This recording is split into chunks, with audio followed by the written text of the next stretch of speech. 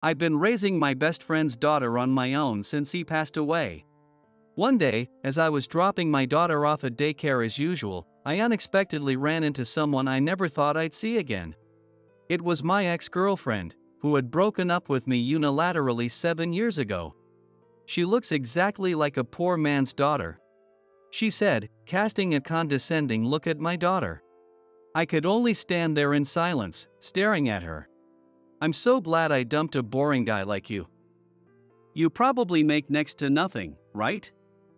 My husband now runs his own company. She continued to talk about her current situation and complaints. My daughter said to her, "Uncle Mason, is this lady kind of clueless about the world?" Hearing that, my ex turned bright red with anger, and I never expected what happened next.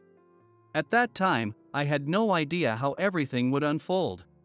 My name is Mason. I'm 30 years old, working as a company employee while aiming to become a manga artist. Lulu. Are you still not dressed? Breakfast is ready. But I can't find my other sock. Patches took it. It's not my fault. Help me find it, Uncle Mason. Lily, the 4-year-old girl, complained that our 8-year-old calico cat, Patches, had run off with her sock in its mouth. To Patches, Lily is like a little sister. He's probably trying to stop her from going to daycare again. Just grab a new pair and put them on. Come on, breakfast is waiting. Patches, stop sabotaging her. Lily has to go to daycare. Patches, sorry about that. When I get back, I'll give you lots of treats, okay? Be a good boy and wait for me. Lily patted Patches' fluffy belly as she spoke. As I thought about how Patches was getting a little too round and needed fewer treats, I heard a loud crash, followed by Lily yelling that Patches had spilled some milk. Mornings like this were unimaginable when I used to live alone. All right, Lily. Let's head to daycare. Got everything you need?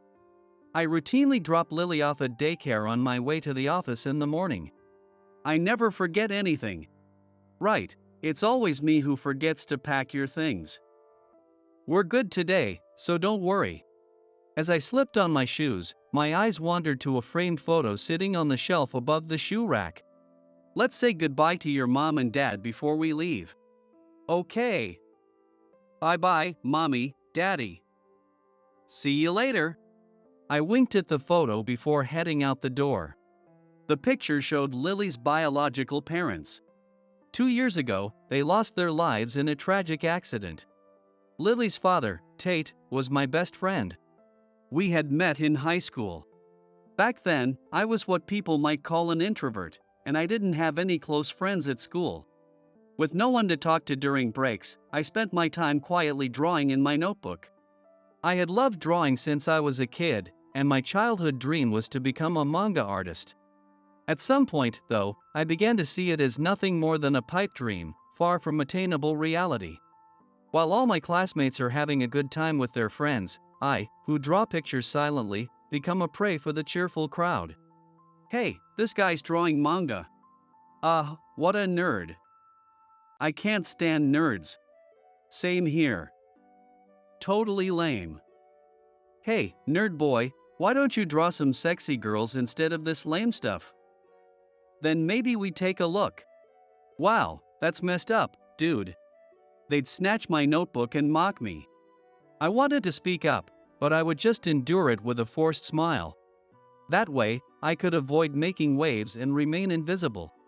Tate was the only one who didn't ridicule my drawings. In fact, he praised them. Hey, Mason, what are you always drawing? Ha? Can I see it too?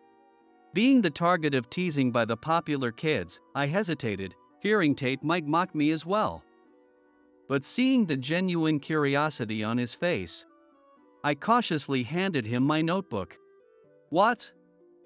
You drew this, Mason? He looked back and forth between me and the sketches in the notebook, his eyes widening in surprise. His reaction made my heart race as I stammered.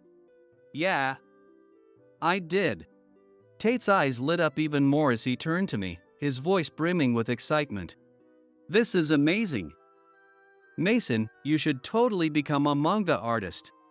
I couldn't. I've never even tried making a manga. You should give it a shot. I'd love to read something you made. Encouraged by Tate, I began drawing manga. For my one and only reader, who eagerly awaited each chapter, I kept drawing even after graduating high school. Sometimes, Tate would give me brutally honest feedback, but over time, his support became the driving force behind my passion for creating manga. Tate often shared his dreams with me. My family, well, when I was little, my mom cheated on my dad and left us. After that, my dad turned to drinking. So, I've always dreamed of having a happy family of my own someday. True to his word, after graduating college, Tate got married and built the happy family he'd always wanted with his wife and daughter. But our time together was cut short. One snowy day, Tate and his family were heading to a forest park to play in the snow. At the time, Lily was just 2 years old. A car coming from the opposite direction skidded on the icy road, crossing the center line and colliding with them. Only Lily, seated in the back, survived. With no grandparents left to care for her, Lily was sent to live with her extended family. Lily doesn't miss me at all, so I don't think she's cute. We can't take care of her, one relative said, passing her on to another household. The next family, citing their advanced age, said they couldn't handle raising a young child. And so, Lily was shuffled from one relative to another. When I learned that she would eventually be sent to an orphanage, I couldn't sit still. I stepped forward. But you're single, aren't you? Even if you were Tate's friend, raising such a young child. I want to stay with Mason. I want to be Mason's child. Because I had often spent time with Tate's family while he was alive, I already had a connection with Lily. Thanks to her choice, I was allowed to take her in. After a short 10-minute walk, we arrived at Sunflower Daycare, where Lily spent her days. I escorted her to the front of her classroom. All right, Lily. Be good, okay? Eat all your lunch. I'll play nicely with my friends. You don't have to remind me every day. I'm a preschooler now. Lily puffed her cheeks in protest, her precocious attitude clashing with my overprotectiveness. Sorry, it's just a habit. Good morning, Lily. Ms. Milton. Good morning. Good morning. Lily's mood instantly brightened as she was greeted by her favorite teacher, Ms. Michaela Milton. Even though moments earlier she had been grumbling at me while putting her things away in her locker. Ms. Milton is Lily's homeroom teacher. Despite her youth, she's reliable and has been a great help, giving me advice as I navigate parenting. Bye-bye, Mason. Have a good day at work. Lily shouted as she ran off to join her friends in the classroom. The energy of children is like a whirlwind. As I let out a sigh of relief, Ms. Milton turned to me. Mason, how's your manga coming along? Oh, it's coming together, slowly. Between work and house chores, it's hard to find time. That's understandable. Don't overdo it, okay? If you push yourself too hard and collapse, it'll worry Lily and me. What? Oh, I just meant that if you collapsed, I wouldn't be able to read the rest of your manga. That's all, no deeper meaning. Oh, right. The rest of the manga, haha. Talking with the beautiful Ms. Milton had become one of the few bright spots in my day. So her unexpectedly suggestive remark made my heart skip for a moment. I felt a little embarrassed about my reaction. Right now, I'm working on a piece for a manga competition. It really helps that you like manga, Ms. Milton. Your feedback is always super valuable. In fact, Ms. Milton's advice has been very helpful. When I asked my colleagues at work and other people close to me to read the book, they all uniformly gave me nothing more than it was interesting. Oh, not at all. But if you win that contest, your manga could be published by a major company, right? That's incredible. Well, only if I win. I really hope more people get to read your manga, Mason. It's so good, she said, smiling brightly to encourage me. With her warm smile cheering me on, I headed off to work. A few days later, as I was dropping Lily off at daycare at the usual time, I ran into Ms. Milton at the gate. She usually wore her long hair up in a high ponytail, but today it was tied back simply. Noticing the change, I asked out of curiosity, "Ms. Milton, you look a little tired today. Is everything okay?" "Oh, no, you noticed?" "Actually, I am a bit tired. I probably shouldn't say this to parents, but I feel like I can talk to you, Mason." She gestured for me to step aside to the edge of the playground before she began speaking. "You see, there's this new child who recently joined the daycare. Their mother is what you'd call a helicopter parent." "A helicopter?" "Yes, exactly. She's been filing complaints almost daily since her child started here. Both Mr. Sullivan and I are at our wits' end. Being a teacher sounds like a tough job." As she sighed, sharing her struggles, I noticed it was almost time for me to head to work. "I'm sorry, I wish I could stay and listen longer, but I really need to get to the office." "Oh no, I'm the one who kept you." "Sorry about that." I assured her we could talk more another time, then hurried off to work. A few days later, I was completely immersed in finishing my manga. Lily was being unusually cooperative, playing quietly with Patches or sitting nearby and drawing. "Hey, Lulu, when I get around to this, we can go shopping for dinner and go to the park." "Eh? It's okay. We don't need to go to the park. And dinner can just be something from home. I want rice with a fried egg on top." "So, keep drawing, Mason." Feeling guilty that even a child was trying to accommodate me, I redoubled my efforts. "Yes. I did it. It's done. Lily, I finished my manga." Good job, Mason." After countless late nights, I finally completed the manga and submitted it just in time for the contest deadline. The next day, still sleep deprived but in high spirits, I walked Lily to daycare, holding her hand. Ms. Milton greeted us at the entrance. "Ms. Milton. Good morning." "Good morning." "Good morning, Lily. You seem extra cheerful today. Did something good happen?" "Yeah." Mason finished his manga. So tonight, he's making me my favorite Hamburg steak. Wow, that's exciting. After seeing Lily off into her classroom, Ms. Milton turned to me. "So, you finally finished it?" "Yes. Just barely made the deadline. I couldn't have done it without your advice and support." "Oh, it was nothing. But I'm really looking forward to seeing the results. I promise to let you know how it turns out. I'll be waiting for good news." "Oh, that reminds me, I need to give you this." Ms. Milton offers me a printout from a nearby box. Taking a quick glance, I saw it was a notice about a daycare performance. "I meant to give this to you the other day, but I forgot."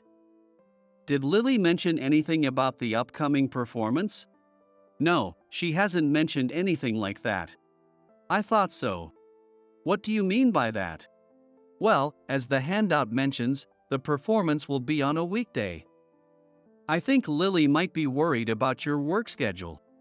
She told her friends Mason wouldn't be able to come because it's not a day off.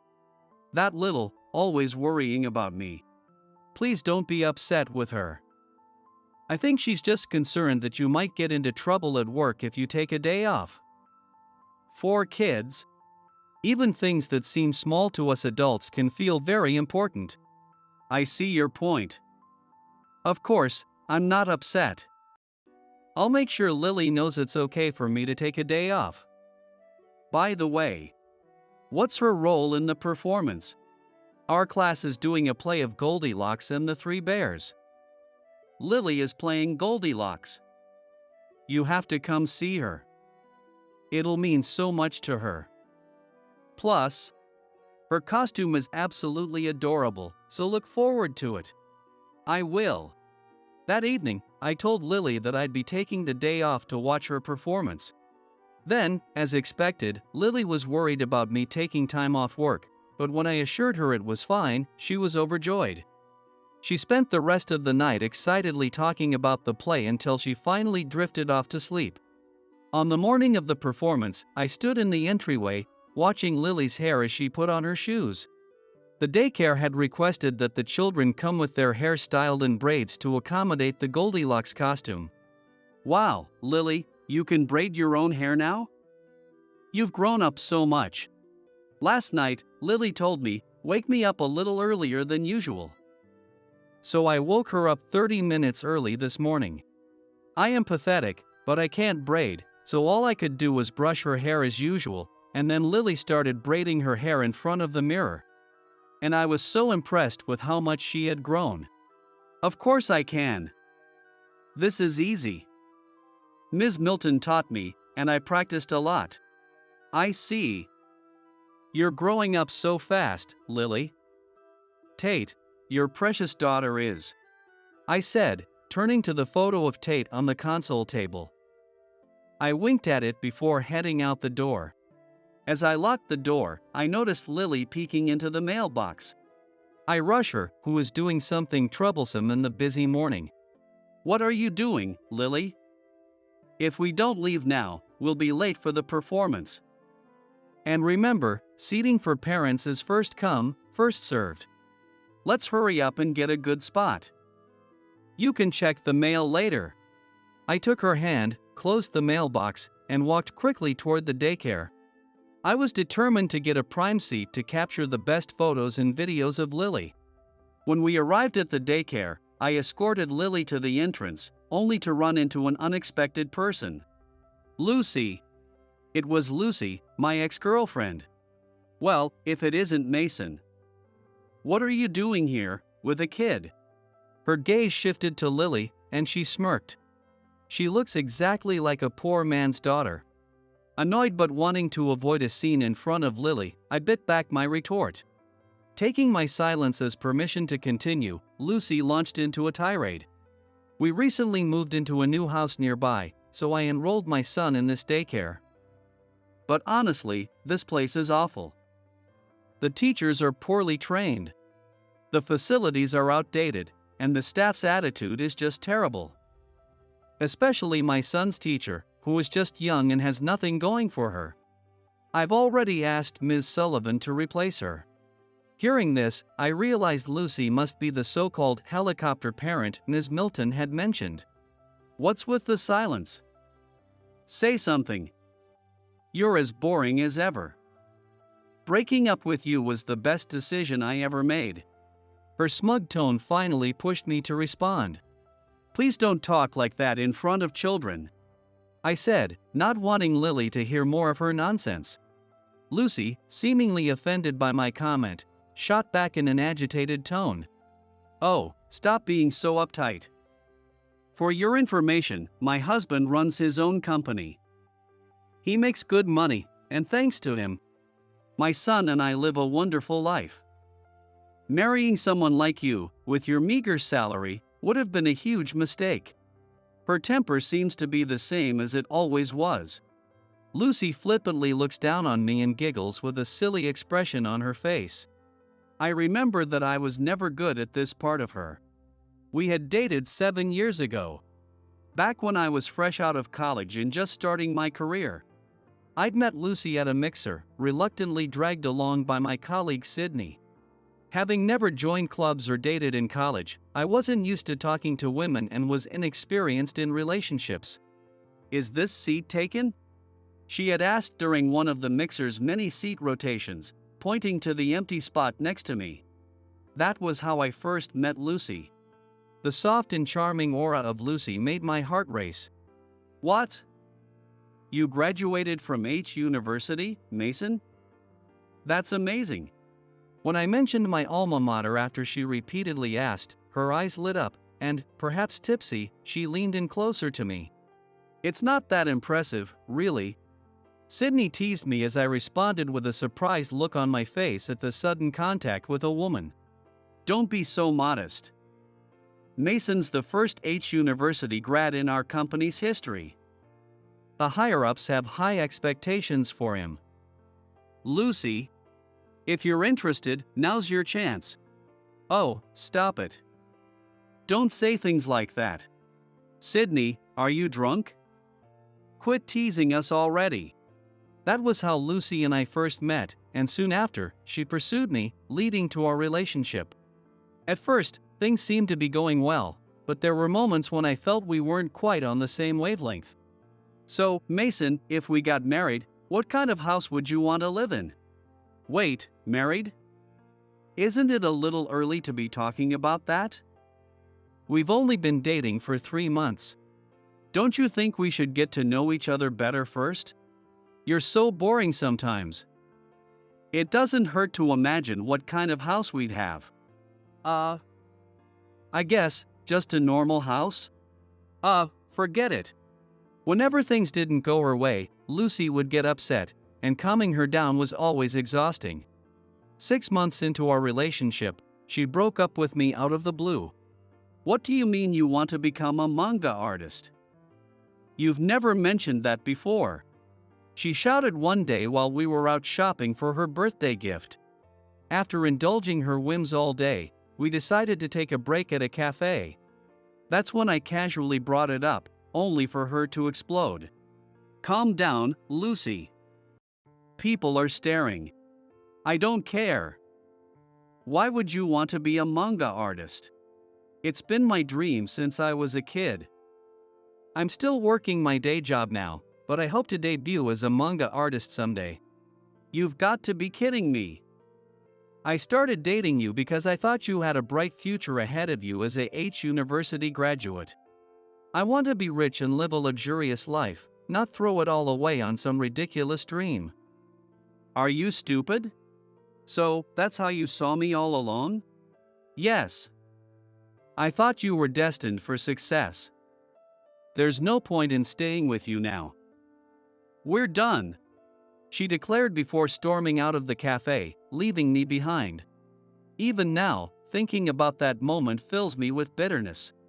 As I was lost in thought, Lily, who had been standing next to me, glanced at Lucy and asked bluntly, Mason, is this lady clueless about the world? What? Lucy sneered, glaring at Lily.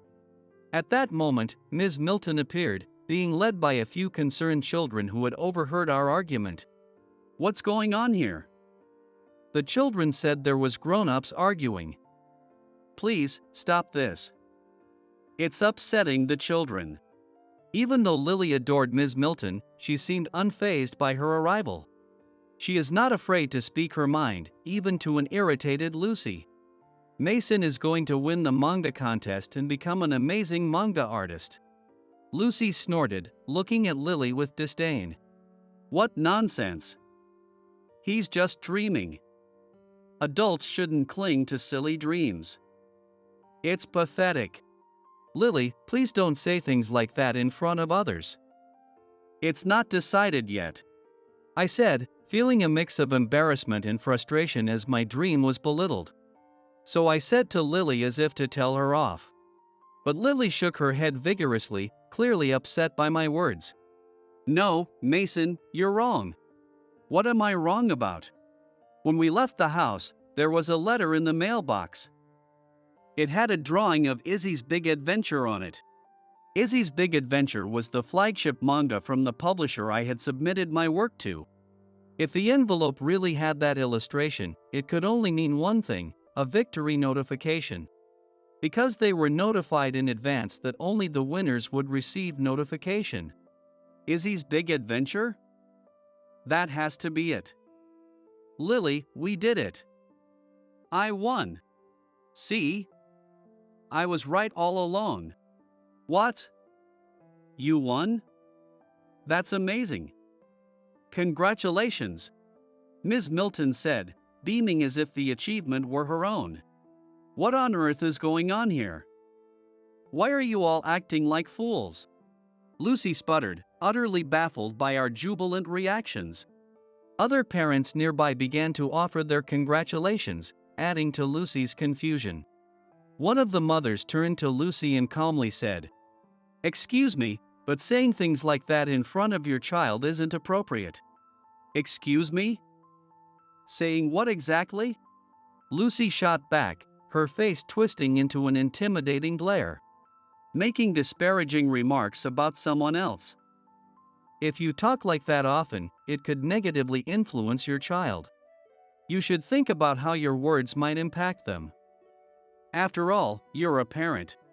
Lucy's face flushed with a mix of anger and embarrassment. "Mind your own business.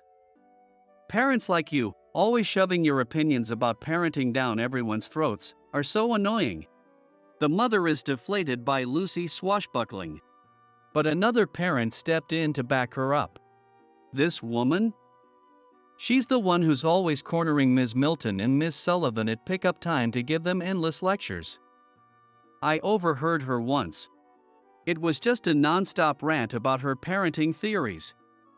It's not like the teachers can do anything about that kind of stuff. I thought it was so weird." Her words seemed to unleash a floodgate, and soon other parents chimed in with their own complaints about Lucy. The situation quickly spiraled out of control. "Mason, you'll regret humiliating me like this. Remember that." Lucy spat before storming out of the daycare as if fleeing the scene. As the time for the play was approaching, the parents who had been watching the commotion were quick on their feet and headed for the hall. It seemed Lucy and her son decided to skip the play altogether. To fill the role, Ms. Milton stepped in, delighting the children with her surprise performance. Lily's class's rendition of Goldilocks and the Three Bears was absolutely adorable. Watching Lily shine on stage, I secretly wiped away a tear of pride. As Ms. Milton had promised, Lily's costume was precious, and I didn't hesitate to take countless photos. That day, Lily and I cooked a celebratory dinner at home. "Lulu, eat up." I wasn't sure how much we'd need, so I bought a ton of taco shells. "Mason, we don't have enough toppings." At my house, it's customary to celebrate birthdays, Christmas, and other celebrations by making tacos together, which have become Lily's favorite food. This is because when Lily first came to my house, she was having a hard time getting through the meal. So I came up with the idea of tacos as a desperate measure. Since then, it has become her favorite food, and when it comes to celebrations, it is making tacos. "Mason, when can I buy your manga at the bookstore?" Lily asks as she munches on the almost taco shell, which has only a little bit of the ingredients on the end. "It'll be a while. Probably a year or more after the serialization starts. But it should be in a magazine first. Then I will buy it." "What?" "Don't bother buying that. The author is supposed to get one copy of that magazine and I'll give it to Lily." "No, I want to buy it with my allowance. That way it helps your paycheck, right?" "I'm buying it." With crumbs on her cheeks and a determined look on her face, Lily's earnestness melted my heart and made me laugh. "You're so sweet, Lily." "Well then, I'll give you a school bag as a gift." She looked at me with an exasperated expression. "Mason, what are you talking about? I'm still a preschooler. First grade is after preschool." I chuckled and decided to share a tidbit I'd overheard from other parents at daycare. "You probably don't know this, but cute school bags sell out fast. If we don't pre-order, you might not get the one you want." "Really? That's bad. I want a Teppy school bag and lunchbox. We have to get them soon." I promised Lily we'd shop for her favorite character-themed school supplies, savoring the joy of my contest victory. 3 days later, I was summoned to the headquarters of the major publisher running the contest. I was led not to the bustling editorial department I had imagined, but to a quiet, minimalistic meeting room. As I sat, the gravity of the moment settled in. This was the beginning of my career as a professional manga artist. I assumed the meeting would involve contract details. Soon, the door opened, and a casually dressed man in his 30s entered. "Sorry to keep you waiting. I'm with the editorial team, and I oversee the contest. Here's my card," he said, handing it over as he got straight to business. The publisher opened a screen on the tablet they were holding and showed it to me. "I'd like you to take a look at this." The unusually serious atmosphere gave me a bad feeling as I looked at the screen they indicated. It seemed to be some kind of social media platform. "Please, read it." When I did, I saw rumors accusing me of being a toxic parent who neglected proper childcare because I spent money on creating manga. The post included a photo, probably taken from somewhere, showing a father absorbed in his phone while ignoring a child reaching out to him. The implication was that I neglected my child. What?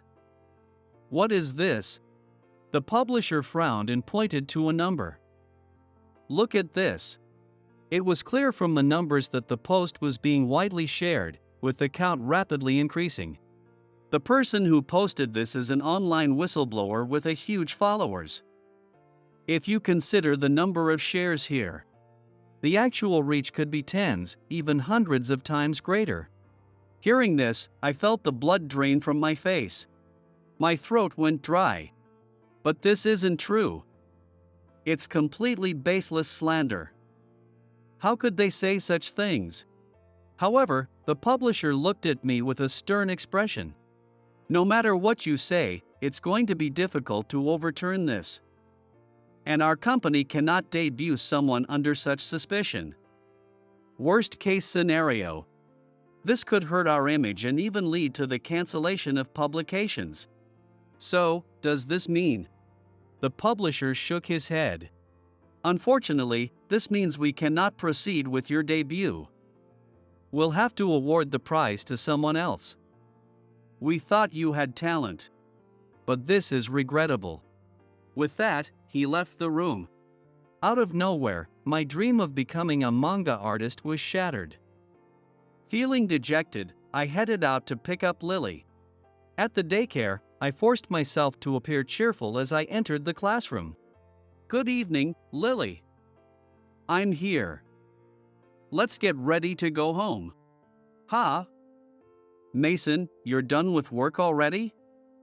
You're early today." "I'm not ready to go home yet, so wait a little, okay?" Lily said, starting to clean up her toys. "Mason, good evening. You're early today. Were you off work?" "Huh? You can tell? I just came back from the publisher. I noticed your outfit is different from usual." "Did they say something at the publisher?" "I really can't hide anything from you. I can kind of tell how people are physical condition because of my profession.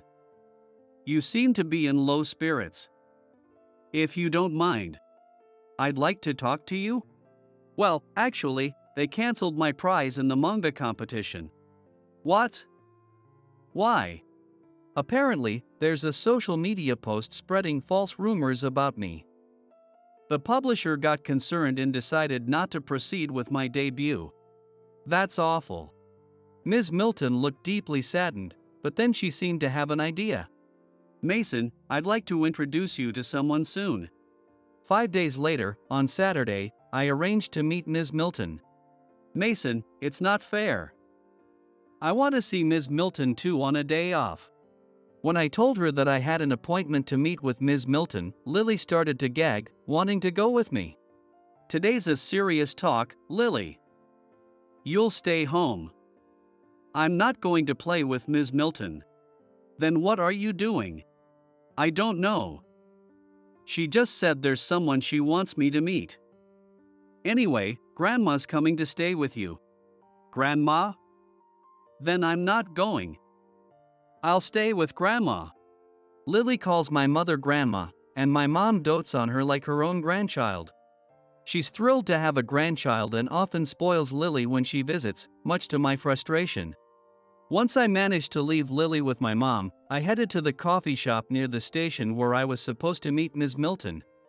I scanned the shop but didn't see her yet. After ordering coffee at the counter, I sat at a noticeable spot and waited. "Mason, Sorry for keeping you waiting, Ms. Milton said as she arrived at the table. Unlike her usual apron look at the daycare, she was wearing a dress that suited her perfectly. And I couldn't help but be captivated by her elegant appearance. Behind her, a man with distinct black-rimmed glasses approached the table, carrying a tray with 2 drinks. "Over here, Nate," she called out, beckoning him with a wave. She then introduced him to me. "Mason, this is my brother, Nate." "Nate, this is Mason." Her brother greeted me briskly, offering his hand after setting down the tray. "Hello, thank you for always taking care of my sister. I'm Nate, Michaela's brother." "Oh, no, it's me who should be thanking her." Why your brother?" Sensing my confusion at the sudden introduction, Nate began to explain. So she didn't tell you anything? You should have warned him. It's confusing to just show up like this. Right? Mason, I'm so sorry. I'm actually the editor-in-chief of a magazine. You've heard of Marvelous Comics, right? Wait, Marvelous? Of course I know it. When I was a kid, I was all about Marvelous. Back when I was a kid, there was a fierce rivalry between Marvelous and Dynamic Comics, and readers were divided into fans of either. As a Marvelous fan, I couldn't help but lean forward in excitement. I'm the editor-in-chief at Marvelous Comics. Noticing my enthusiasm, Nate's expression softened slightly. So, what does the editor-in-chief of Marvelous Comics want with me? Embarrassed by my earlier outburst, I awkwardly asked why Ms. Milton had introduced me to him. I've heard a lot about you from my sister. Hey, don't say that. Don't be shy. I've understood your character, and I truly want to help you. My sister always used to say that there's someone at the daycare with talent but no opportunity to use it. I looked at Ms. Milton, startled. She has a knack for spotting talent in manga, maybe because her instincts are similar to mine. At our editorial office, we sometimes ask her to read new submissions and give her thoughts. Honestly, a few of our hits have her input behind them. That's an exaggeration. But I will say this. I've always believed in the potential of your manga and characters, Mason. When I heard you were set to debut, I was convinced you'd be a hit. It's unforgivable that it all fell apart like this. After listening to them, Nate looked at me confidently. So, why don't you leave the rest to us at our publishing house? But, false rumors have already spread online. Even if I become a manga artist, those accusations will haunt me. I don't want to cause you trouble. Don't worry about that, because it's not true, right? Through his glasses, Nate's piercing gaze locked onto me. Yes, of course. I treasure Lily more than anything in the world. Good. Then leave it to us. Our gossip magazine editor-in-chief, Norman, is the perfect person to handle this kind of situation. Reassured by Nate's confident smile, I decided to trust him. Later, I was officially set to debut as a new manga artist with Marvelous Comics. Mason, I want you to focus solely on creating your manga. There's no way we're letting false rumors crush your talent. Following his advice, I put all my energy into the production work. After my one-shot manga was published, the editorial office was flooded with requests for a sequel. Today, I'm visiting the Marvelous Comics editorial office to discuss my upcoming serialization. So, how does it feel to be a successful manga artist? Has your life changed yet? Please, stop that. My serialization hasn't even started yet. Fair enough. But trust me, anyone Michaela picks is destined to be a hit. I'll do my best to live up to expectations. Alright, today, we've arranged for you to do an online interview to prepare for your serialization. An online interview? Yep.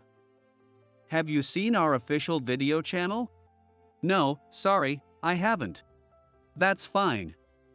This time, we'll introduce you as a new manga artist on our official channel.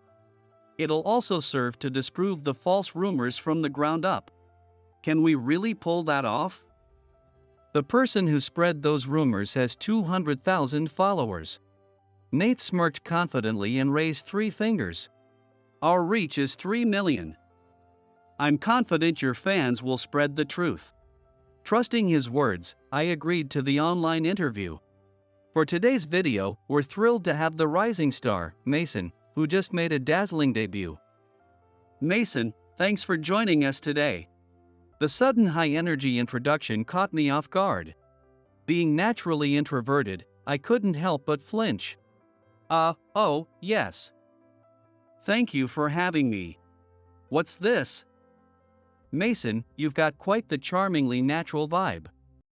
I feel a connection already. Do you think so?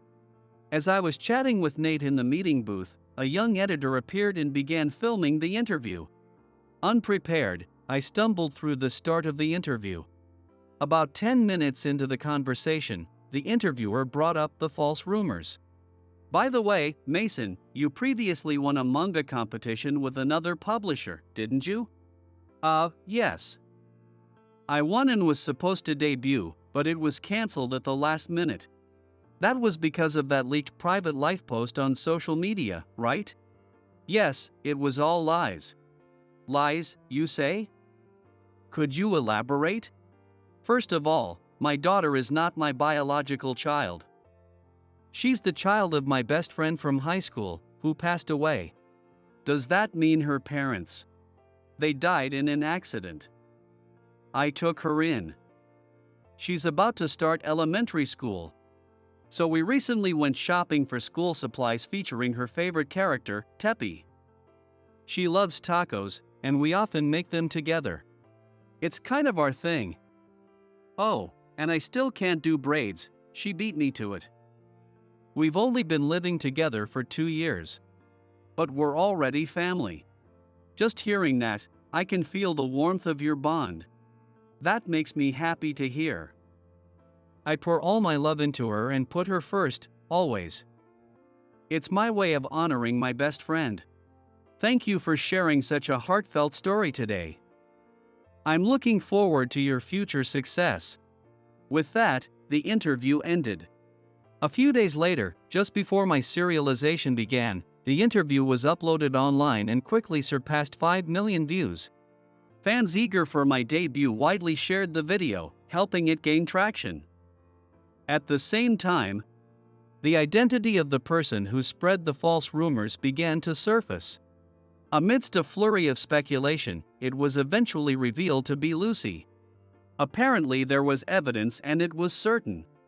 There were also several posts from her mom's friends, and although her real name will not be published because of her children, the situation was exposed to the extent that those who could understand it could see her identity. How could you do this to me? One day, as I was picking up Lily from daycare, Lucy confronted me. I instinctively moved Lily behind me, but Lucy didn't appear to be threatening. Instead, she was tearfully lamenting how her actions had destroyed her own life. Because of what I did, my husband told me he's divorcing me. If I hadn't run into you, none of this would have happened. It's all your fault.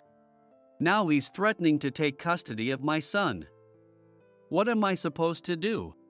She grabbed at me in desperation, but nearby parents and Sullivan director restrained her. Lily and I managed to avoid harm. While Lily seemed unfazed, I couldn't help but feel guilty for her frightening experience. Apparently, Lucy's own actions caused damage to her husband's company, and he was so angry about it that he pronounced a divorce. Later, Ms. Milton told me that Lucy and her husband had divorced and their son had moved to another daycare. It was heartbreaking to think about children being pushed around for the convenience of their parents. 2 years have passed since then. Thankfully, I've been able to continue my serialization with Marvelous Comics. Sales numbers and feedback have been consistently positive, and recently I was informed that an anime adaptation is being planned. For now, it's still tentative, but if all goes well, the first episode will air in spring 2 years from now. Lily, hurry up, or you'll miss the school bus. How long are you going to keep eating? Ms. Milton called out to Lily while feeding Patches, our now noticeably chubby calico cat. Lily is now in elementary school, and I've left my office job to focus solely on being a manga artist. Mom's food is so yummy, I want to savor every bite. Lily, you always say things like that, and I can't even scold you. It's a familiar morning scene, but also a little different. I've officially adopted Lily, making her legally my daughter. Though Michaela and I aren't married yet, we live together. Just recently, we found out she's expecting, and we're planning to file our marriage registration next week. Bye, Daddy, Mommy. Dad, Mom, Patches, and Baby. I'm off to school. Lily offered a silent prayer in front of the photo of Tate and his wife on the console table, then gave Patches' plump belly a squeeze. On her way out, she gently patted Michaela's growing belly and cheerfully dashed out the door. As always, I took a moment for my own silent ritual, reporting to Tate in my heart. Lily is full of energy today, just like always. I've fulfilled our promise and achieved my dream of becoming a manga artist. The baby on the way will be raised with the same love and care as Lily, no matter what. Please keep watching over us from heaven. In this way, I've not only cared for the precious daughter entrusted to me by my best friend but also fulfilled the dream we shared. Now, I look forward to the future as we begin a new chapter together as a family of 4. My name is Tristan.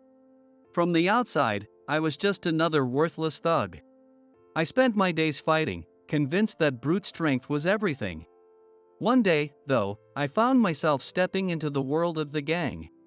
Maybe it was because I was always brawling, but I had confidence in my strength. Because of that, even as a low-ranking grunt, I was always at the front during conflicts. During one such conflict, my boss, who was also my parent, Mr. Abbott, was kidnapped by a rival gang group. Something most people would never even consider doing, but I stormed into the rival group's office armed with just a bat. By some miracle, I managed to rescue Mr. Abbott. But that same act got me arrested. Eventually, I was sent to prison, where I spent 10 long years. During that time, my story became legendary, passed down like a myth. I wouldn't learn about that until much later. Then 10 years later. It's been a long time. 10 years passed already, huh? The world's probably changed a lot by now. Having sacrificed everything for the sake of the group, I was finally released. Not even once during those 10 years had the police allowed me any visitors. Because of that, there wasn't a single person waiting for me when I stepped outside. What the hell? After risking my life, this is all I get? But I don't really have anywhere else to go. I thought about it a lot, but with no other place to turn to, I headed toward where the office used to be. Things sure have changed. Maybe being in a gang is outdated now. The area in front of the office was completely deserted, with an empty, lifeless atmosphere. I climbed the stairs of the old building and grabbed the doorknob of the office door. Voices came from inside. Feeling a little excited to see someone I knew after so long, I opened the door. Hurry it up already. Stop dragging your feet. I'm sorry. I'll get it done quickly. I told you to hurry up, didn't I? You too, damn it. Inside the office was a man who looked every bit the gang type and 2 subordinates who seemed like his lackeys. Excuse me, is this the gang group's office? Who are you? I belong to this group. Is Mr. Abbott here? They looked at each other with confused expressions. What are you talking about, old man? We don't know you. Like we'd let someone like you meet Mr. Abbott. Is there any way you can make an exception? I have a reason I need to meet him. No way. Absolutely not. They seemed annoyed as they tried to shove me out of the room. This is the only place I have. Or is there some reason why I can't meet him? Listen, I'm Walter, the underboss candidate of this group. If I say no, then it's a no. I see. Could you at least tell me where Mr. Abbott is? You're getting on my nerves. Do you want to die? Walter's lackeys grabbed me by the collar. My instincts almost made me lash out, but as a grunt, I couldn't oppose someone as high-ranking as an underboss candidate. As one of the lowest-ranking people in the group, I couldn't stand up against him. All I could do was plead desperately. Please, let me stay here. I'll do anything. Anything? I have nothing but this group. Walter and his men thought it over for a moment. I thought my desperation must have gotten through to him. All right then, starting today, you're my lackey. If I think you're trustworthy, I'll let you meet him. Really? When? Mr. Abbott isn't around right now, he's in some meeting with another group. But, will you really let me meet him? Are you questioning what an underboss candidate says? In the gang world, defying someone higher up was unthinkable. So, I had no choice but to do as Walter said and become his lackey. Hey! I'm hungry, so go buy me something. Get me some cigarettes, too. And grab some drinks while you're at it. What about money? What? You think I'm gonna give you money? Buy it yourself. I don't have any money either. I just got out of prison. Wait, you were in prison? Yeah, as a hitman. And now you're just some washed-up old man? Your life's over, huh? That's why I need money. Walter threw some loose change in my face. The coins were hard, and my face was left scratched and bleeding. From then on, I was treated like their errand boy every single day. Honestly, they felt more like street punks than actual gang, but I couldn't say that aloud. I just kept my head down and obeyed. Man, it's getting boring with just us guys around. Hey, Tristan. Yes? What is it? We're going drinking. You're coming too. Are you sure I can come? Yeah, your pathetic stories make great entertainment. A washed-up old man's life is nothing but hilarious. Laughing loudly, Walter led me and the others to a nearby nightclub. Once inside, Walter arrogantly took a seat in the VIP section, sprawling on the sofa. His two lackeys sat down beside him. I tried to sit down as well. Hey, Tristan. Who said you could sit down? Know your place, trash. Walter grabbed a glass from the table and smashed it against my head. Blood poured from the wound, staining the floor. What are you doing? Clean it up, trash. The three of them laughed hysterically, watching me wipe up my own blood. Soon, a group of beautiful women joined their table, and the rowdy party began. Hey! Why don't you come with me tonight? Walter, clearly drunk, started trying to drag an unwilling woman along with him. Throughout the night, only the three of them seemed to have fun, while the women and staff looked visibly miserable. Payment? What, you think I'm paying? I came here on patrol, you should be thanking me. Walter and his group left without paying a dime. Honestly, I thought they were the worst kind of scum, not worthy of being called gang. I started to wonder if Mr. Abbott truly condoned this kind of behavior. I don't feel like going out today. Tristan, bring some women here. I'm not really good at that sort of thing. What? Use my name and get it done. Now go. Left with no choice, I went out into town to look for women, as Walter had ordered. Our underboss, Walter, is asking for you. Would you mind coming with me? No matter how many times I dropped Walter's name, not a single woman paid me any attention. Though I thought women working in nightlife would understand and come along, none of them even glanced my way.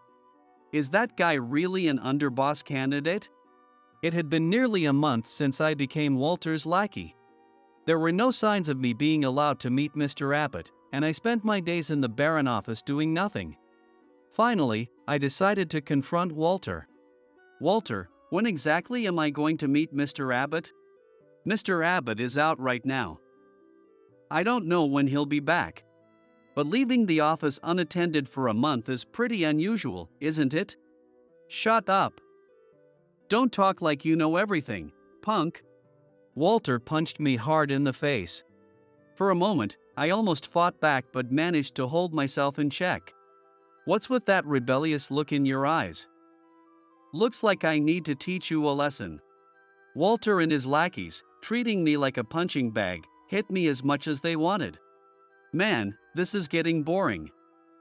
From now on, when I'm stressed, you'll be my punching bag too. I'd rather not. Shut up and do what you're told. The only answer is yes, got it?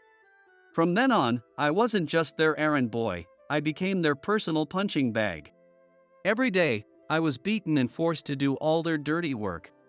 Worried about how long this would continue, I was once again near a nightclub, searching for women to entertain Walter. Hey, my guy is calling for you. Come along? Since polite words weren't working, I tried forcing a woman to come with me. Just then, a man in a suit approached me from the back. Hey! What do you think you're doing to women on our turf? Your turf? Like I care.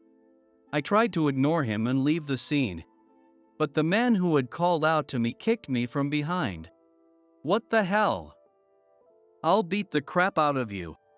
I grabbed the man, threw him to the ground, and pinned him, punching him repeatedly. To be honest, part of me was venting my anger at being used by Walter and his lackeys. Do you even know who I am? Like I care. You're the one who started this. Damn it. He kept trying to fight back, but as someone experienced in brawling, I easily overpowered him. Feeling it was pointless to continue beating someone weaker, I stopped. Wait a second. Tristan, is that you?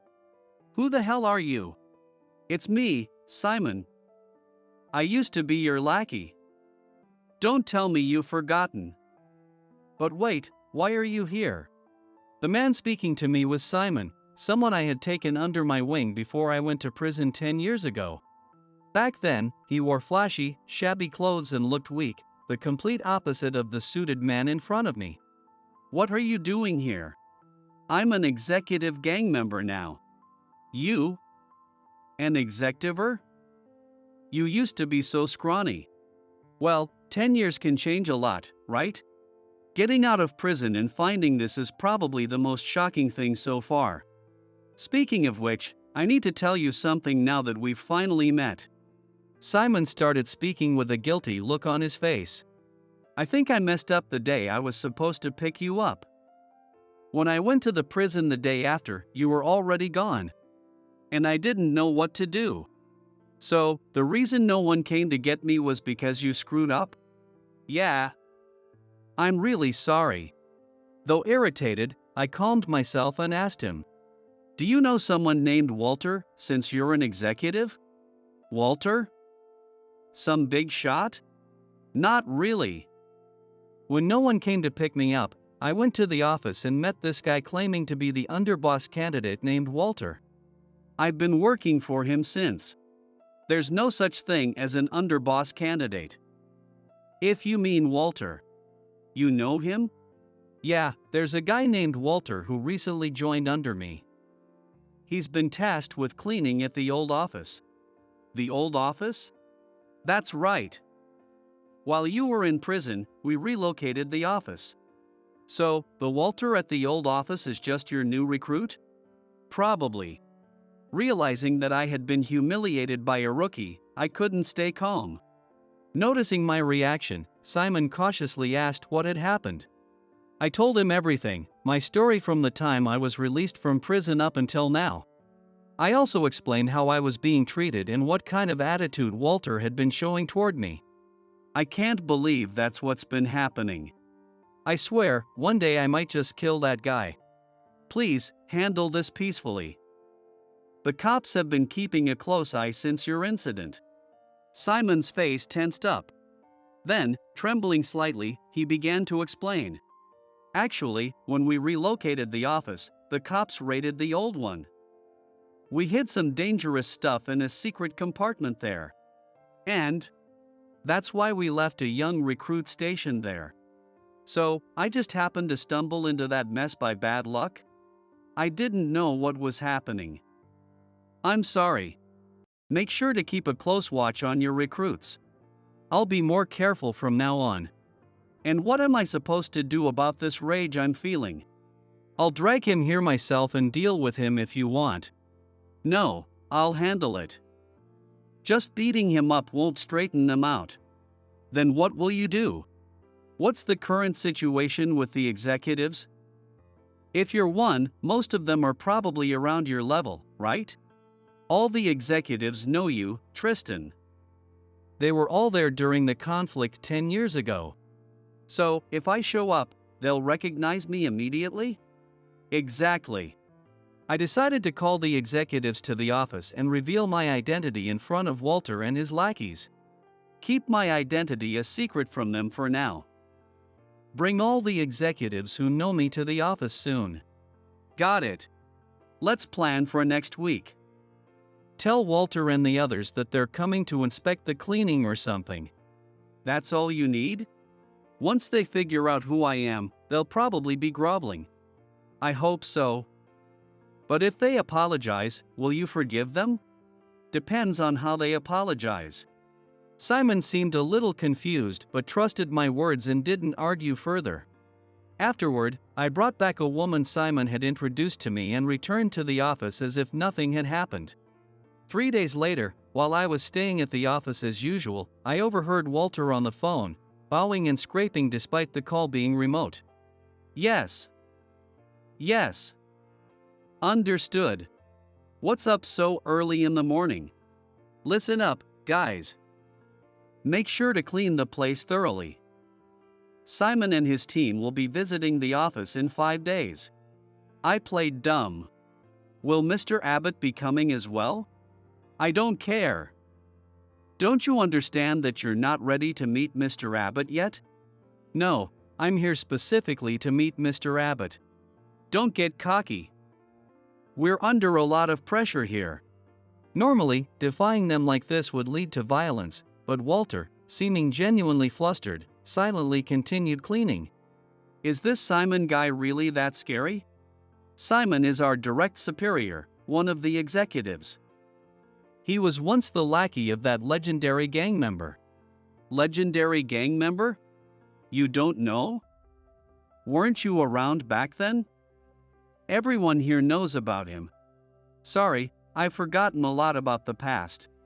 Walter's underling began speaking confidently, as if it was his own accomplishment. Listen up. The legendary gang member was part of our group. He was incredibly strong and highly respected. And then? One day, when Mr. Abbott was kidnapped, he rescued him with just a bat. He's a real legend. At that moment, I realized they were talking about me. I heard he's in prison now, but you might get to meet him someday, the underling continued. Really? Since Simon, a direct associate of that legend, is coming, we can't afford to mess this up. We have to get everything perfect. Normally, these guys were far from diligent, but this time, they were almost disturbingly serious about their work. However, their attitude and treatment toward me didn't change at all. I was still treated as their errand boy, constantly being ordered to buy something or other. On top of that, their arrogant behavior toward honest businesses remained unchanged. These issues needed to be addressed at the root. With that in mind, I decided to take action.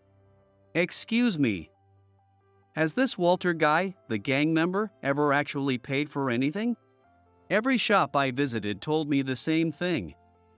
Walter had never paid for anything, leaving me frustrated. Determined, I began asking around about the costs of Walter's unpaid tabs and damages. I took advantage of the time I was sent out on errands to gather this information. The total, largely due to excessive spending at nightclubs, exceeded $100,000. Determined to expose it all, I stuffed the memo into my pocket. After that, my days were consumed by endless cleaning. I was made to scrub every corner, sacrificing even my sleep. Finally, the day of Simon's visit arrived, and the atmosphere in the office was markedly different, filled with palpable tension. Hey, Tristan. Don't say anything unnecessary. Just keep your mouth shut and clean. Got it. Walter and his crew pretended to be cleaning as they waited for Simon and his team to arrive. Soon enough, Simon and his group entered the office. "Good morning. Are you all doing your jobs properly?" "Good morning. Yes, we've been cleaning thoroughly. We're just here to check on some files and other materials today." "Understood. We'll stay out of your way." Behind Simon, about 5 executives followed him into the office. It was clear from their behavior that they all ranked lower than Simon, as they spoke to him with great respect. I pulled my cap down low, trying to avoid being noticed by any of the executives. Then, I adjusted it even further to ensure I remained inconspicuous. Simon and his team reviewed the office files and data, discussing matters among themselves. "Simon is such a cool guy. Who's cooler, Simon or the legendary gang member? You can't compare. Simon is great, but it's because that legend exists." Walter's crew looked at Simon with admiration in their eyes. After about 30 minutes, Simon and his team seemed to have finished their work. Simon glanced at me, and I gave him a silent nod. "Hey, Walter. Who's that guy with the hat?" He didn't even greet me. "Hey, Tristan. Get over here." The moment my name was called, the executives all turned their heads at once. "This guy looks like an old man now, but he came asking to join the group." "Oh, I've been letting him work as my lackey." Walter gave a sly grin and grabbed me by the neck, pressing me down onto the floor. "Hey! My shoes are dirty, old man." "Shine them." "Gladly." I began polishing his shoes. "Walter, you shouldn't." The executives seemed to realize who I was, their faces turning pale. But Walter only escalated his actions. He pressed his foot on my head. "This guy's a rookie, and he's been babbling about wanting to meet Mr. Abbott." As I continued polishing his shoes, Walter suddenly kicked me hard in the face. "Hey! Greet them." I immediately stood up, removed my hat, and bowed deeply to the executives and Simon. He really is." The executives, now certain of my identity, collapsed to their knees, while Simon bowed deeply in respect. "I would like to meet with Mr. Abbott. Please, raise your head. I'll inform Mr. Abbott right away." "What?" Walter stared at the scene in disbelief, his expression blank. "This guy's just some crazy old man." As soon as Walter said that, Simon turned to him and shouted loudly, "Do you have any idea who this gentleman is?" "This gentleman?" "This gentleman is the legend who single-handedly saved Mr. Abbott." "What? What do you mean?" 10 years ago, during a conflict when Mr. Abbott was kidnapped, he stormed in alone and rescued him. That legend is standing right here. There's no way this weak-looking old man is that legend. It's just someone who happens to look like him."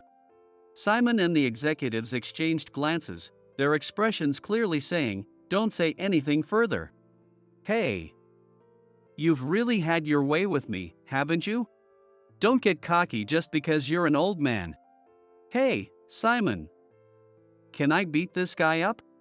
He's technically my subordinate, so as long as it's not fatal." You heard him.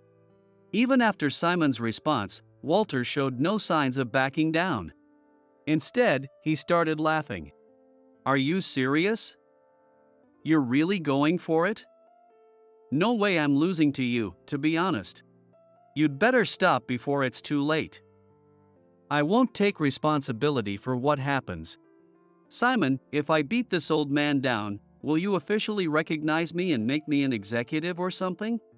Simon scoffed at the suggestion. "There's no way you could pull that off. But if you do, I'll follow your orders for life.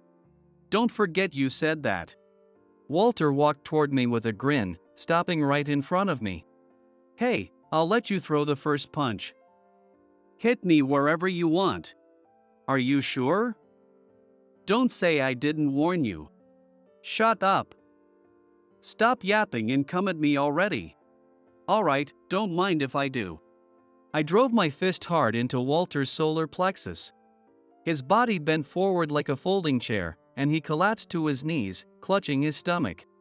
"Hey, what happened to all that energy you had just now? What should I do after one punch?" Of. Walter trembled, his teeth chattering as he looked up at me. "I'm that Tristan." "Got it, Mr. Underboss Candidate?" "Yes. I might have gone too far, but I'm boiling with rage right now." "You better brace yourself. Please forgive me." "Not a chance." I grabbed Walter by his hair and dragged him into the back room. Neither Simon nor the executive stopped me, likely frozen in place by my sheer intensity. Once we were alone in the room, I shoved Walter into a chair. "So, you're not planning to apologize and hope for forgiveness now, are you?" I'm sorry. I didn't know." "It doesn't matter whether you knew or not. Guys like you are the reason our reputation is in the gutter." "Yes. If new recruits see someone like you, who's going to take protecting the group seriously?" "Yes. And this." I pulled a memo out of my pocket. "What's this?" "It's a list of all the money you've skipped out on paying at nightclubs and restaurants." "What?" "I've been asking around while I was running your errands. Since I was out every day, I had plenty of chances to collect the details. Do I have to pay all of this?" Listen carefully. As the gang, we must never cause trouble for ordinary people. Not paying your bills is completely unacceptable. I'm sorry. Figure out how to settle this yourself. And don't think this means you're off the hook. I'm about to beat the crap out of you." In the back room, I unleashed everything on Walter, leaving him crying and screaming as I pummeled him. "There. Now you're forgiven. But if you mess around again, you know what's coming, right?" "Yes."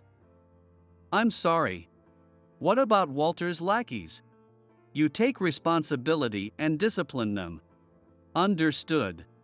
Simon, along with the executives, locked the two lackeys in a room and beat them until no more sounds could be heard. After about 30 minutes, everything went quiet, and everyone emerged from the room. The two lackeys were completely battered and barely conscious. "And as for you executives, how is it that none of you realized your underlings were getting out of hand?" "Yes. Slacking on supervising your subordinates is exactly why this happened."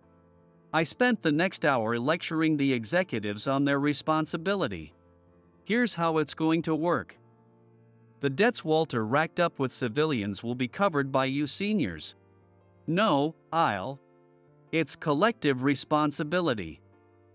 This mess happened because none of you kept things in check. Anyone have a problem with that? Not one of them dared to object. They all agreed to split the cost equally. What are you planning to do now?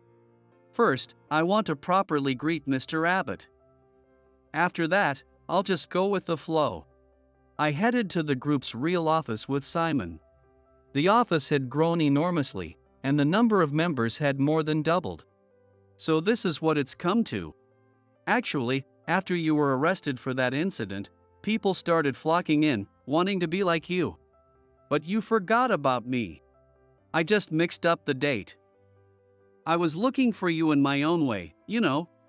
Ignoring Simon's shouting, I entered the office. The moment I saw Mr. Abbott, tears welled up in my eyes. It must have been from some deep-seated pain I hadn't even acknowledged. After explaining everything that had happened, Mr. Abbott told me his main concern was that the current members lacked proper guidance. As a result, I was suddenly appointed as the underboss to oversee and unify the group. Mr. Abbott also mentioned that he planned to retire soon and intended to pass the leadership to me once I had adjusted to the role, in a few years. 5 years later, I was officially recognized as the boss of the group. Though I had become the boss, I had grown tired of the gang life. The main reason was that I hated being lumped together with people like Walter. Even after returning to the group, I repeatedly told my juniors not to abuse the gang name, but old habits die hard. While many followed my orders because of my reputation as a living legend, there were still plenty who openly defied me. I decided it was time for a change. "Hey, Simon, I've got a favor to ask you." "What is it?" "Just say the word." "I'm planning to retire as the boss by the end of this year." "What?" "From now on, you'll be running the group." "I just want to live a quiet life." I left the group and opened a small coffee shop. Of course, many opposed my decision, but I quit without listening to their protests. The coffee shop is right in front of the group's office. Perhaps because they feel watched, incidents involving the gang have significantly decreased. Now, I run a local coffee shop, known as the tough-looking barista who even silences gang. My name is Hugo. When I was in high school, I lost both of my parents in a car accident, and since then, I've been managing to survive with my older brother and younger sister. My brother has been working ever since he graduated middle school, and even after our parents passed away, he's been the one supporting our family. Now, he's the boss of the Thunder Heights gang, and thanks to him, our lives are a bit more comfortable. My sister started working part-time as soon as she graduated middle school. And today, she's graduating from high school and heading off on her graduation trip.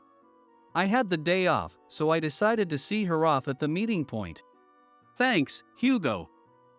I'm off. Have fun. I'll come pick you up when you're back." She had been excitedly looking forward to this trip like a little kid for days. But then, something totally unexpected happened. My sister came back home from her graduation trip in just 5 minutes.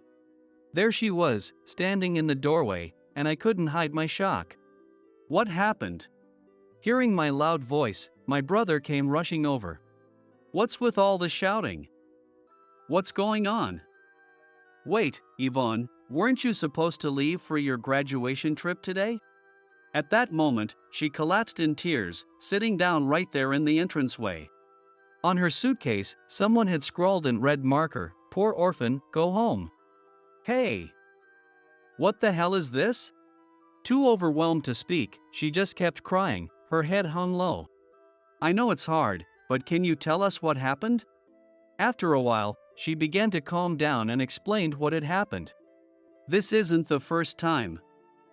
I think I became their target a while ago, maybe about 6 months back. They never liked me to begin with.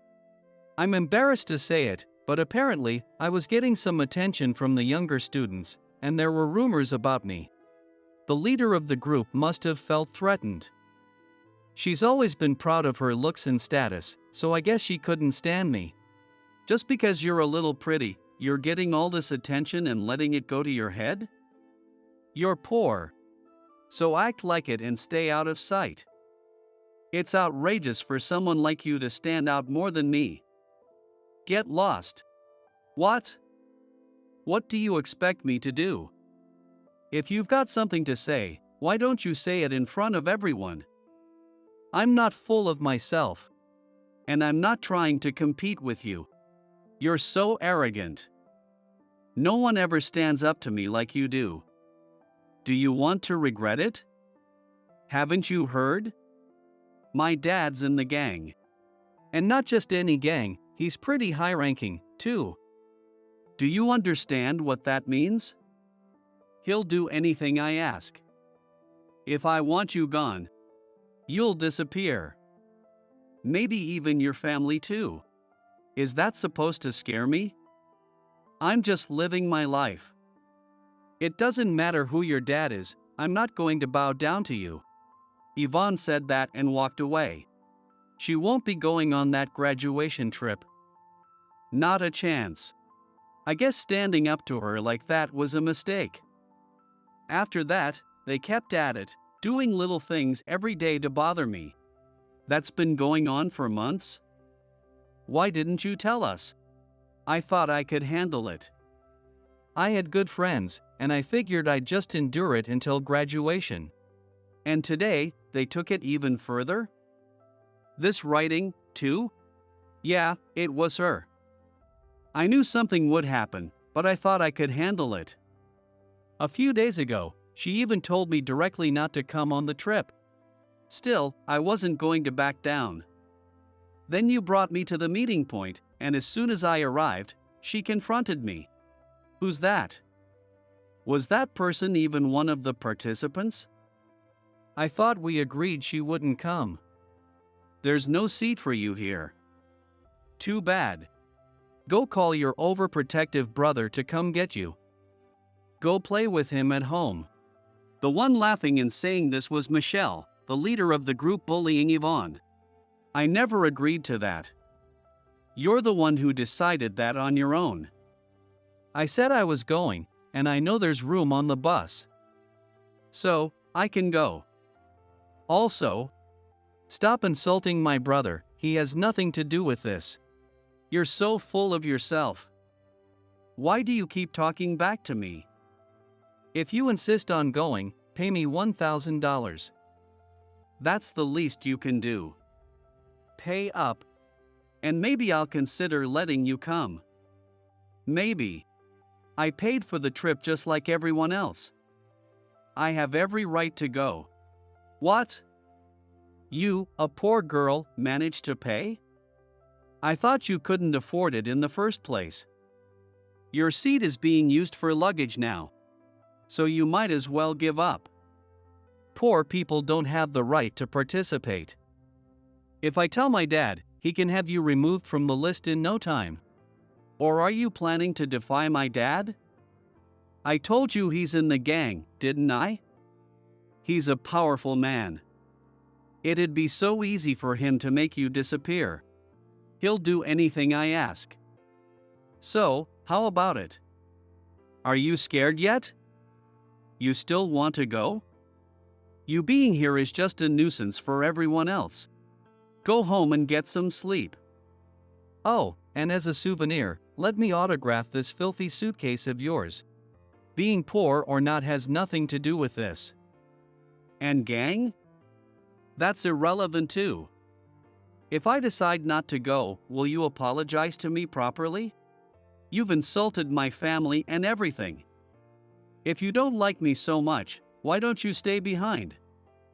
That way, everyone else can enjoy the trip without any issues. What? Apologize to you? Not a chance. Why would I ever do that? Oh, wait, I don't have time for this nonsense. We've got a graduation trip to go on. After all. Too bad for you. But here, let me leave you a little memento. I'll sign something for you, so you should feel honored. With that, Michelle and her friends started scribbling all over her suitcase with red markers. And then, they somehow convinced the bus driver, and they left without me. Maybe I was wrong. Michelle's always bragging about her dad being in gang. So I believed her. And everyone else follows her because they're scared. Yvonne looked heartbroken as she finished explaining. That's outright bullying. I won't let her get away with this. Don't worry, I'll make things right. While we were fuming, my brother made a phone call. Are they talking about something right now? Yes, they're chatting and laughing. I'll put it on speaker. From the phone, we heard Michelle's voice mocking Yvonne, along with the laughter of her group. Do you remember her face when she realized she was left behind at the bus stop? That pathetic look.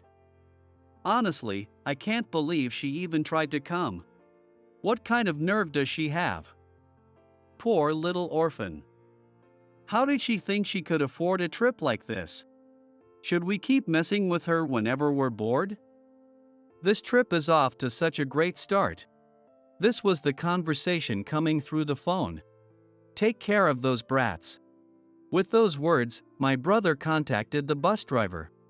At that moment, Yvonne and I still didn't understand how Michelle's voice was coming through the phone from someone my brother had called. My brother had made up his mind that he would ensure that those classmates who humiliated his beloved sister would face severe consequences. The bus driver, who was already working under my brother's orders, silently turned the bus around and headed back to the meeting point without informing the passengers. What? Haven't we already been here? Hey, driver. What are you doing? Do you even know where you're going? If you don't do your job properly, you won't get paid today, Michelle said with a laugh, prompting the rest of her classmates to burst into laughter as well. I'm driving you straight to hell. You're too clueless to even realize it. Hearing this, the bus driver chuckled darkly to himself. What? Did you just say something back? I couldn't hear you. No, nothing at all. I have plans, okay? If we're even a minute late, you won't get away with it.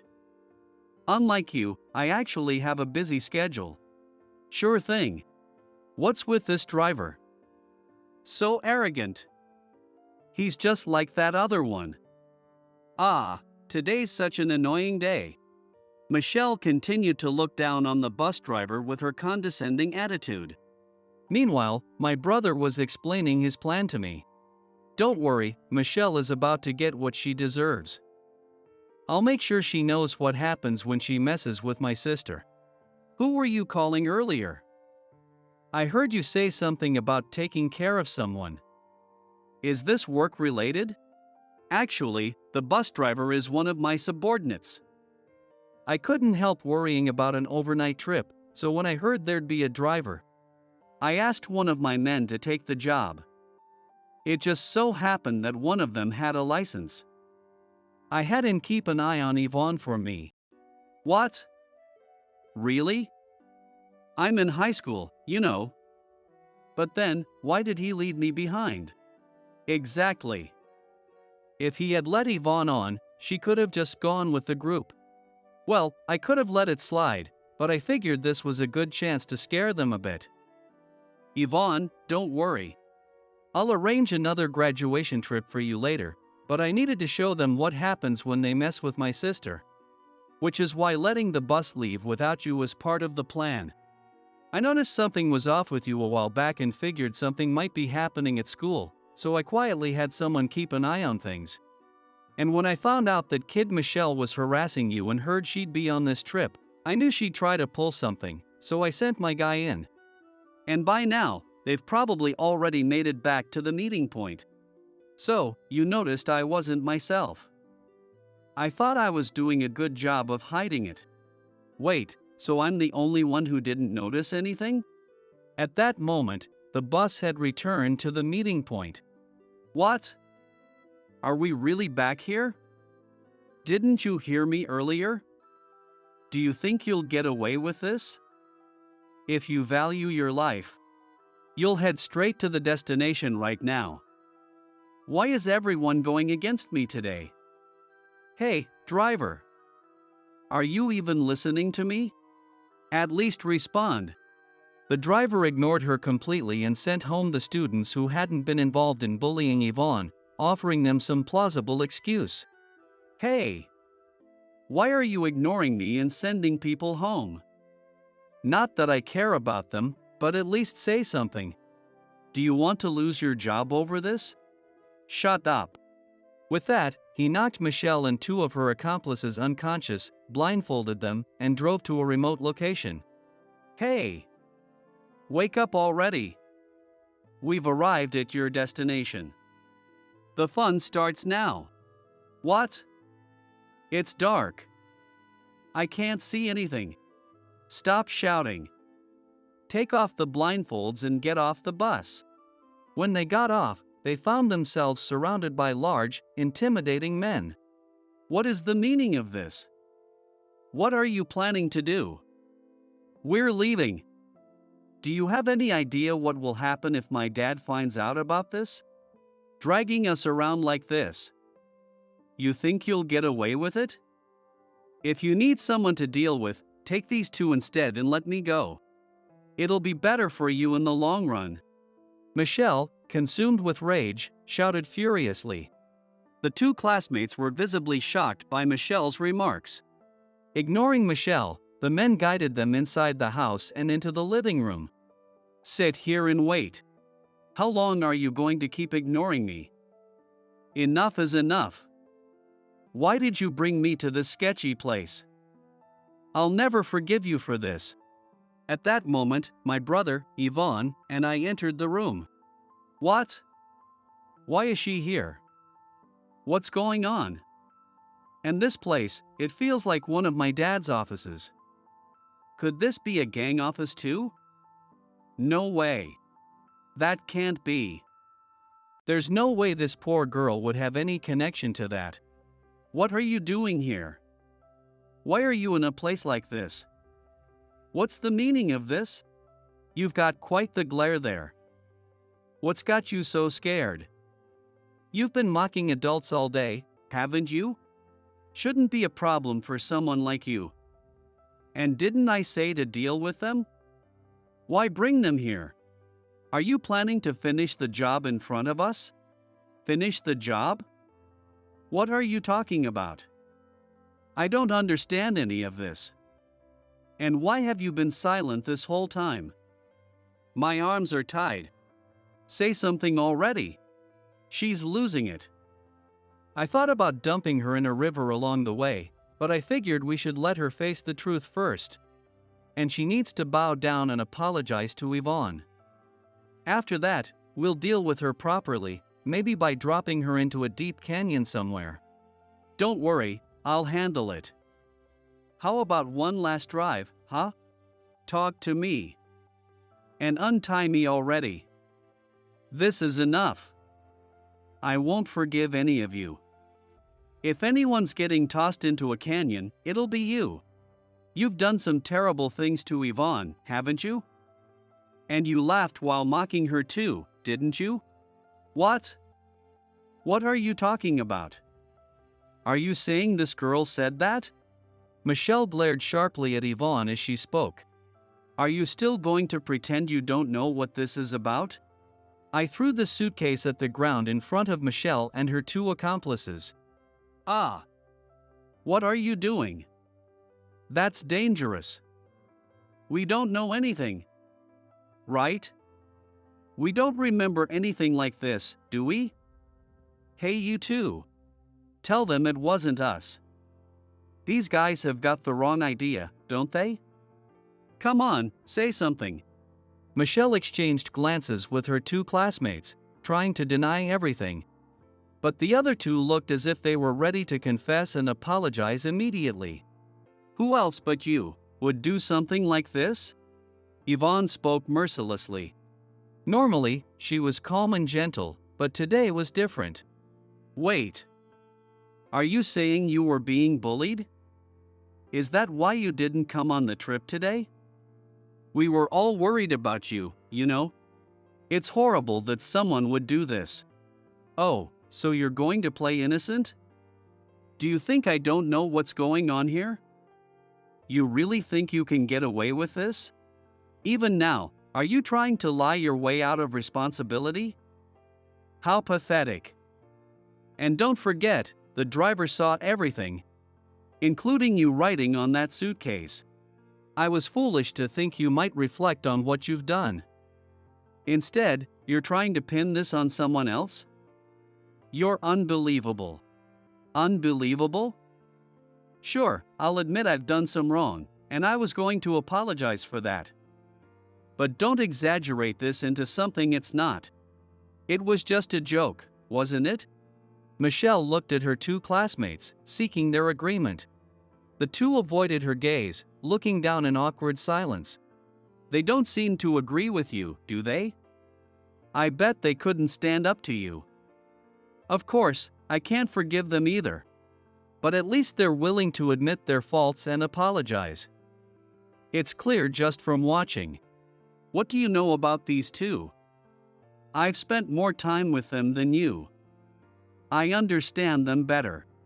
I've spent years with them in school, too. But unlike you, I've seen how you've used them to your advantage.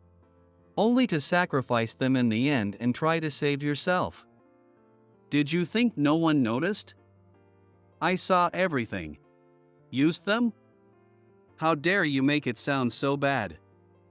I never meant it like that. And I wasn't trying to save myself. You can say that, but I bet these two regret following you without questioning it. Or maybe you've been threatening them all along with your dad being in the gang. Isn't that why they couldn't stand up to you? Am I wrong? The two classmates silently nodded, tears streaming down their faces. Are you acting tough because your brother is here? Fine, whatever. Yes, it was us. So, what can your brother even do? My dad is in the gang. You know. He's way beyond anything you ordinary people can handle. Should I call him here? Ah, there it is. You've finally shown your true colors. Couldn't hold it in any longer, could you? Go ahead and call him if you can.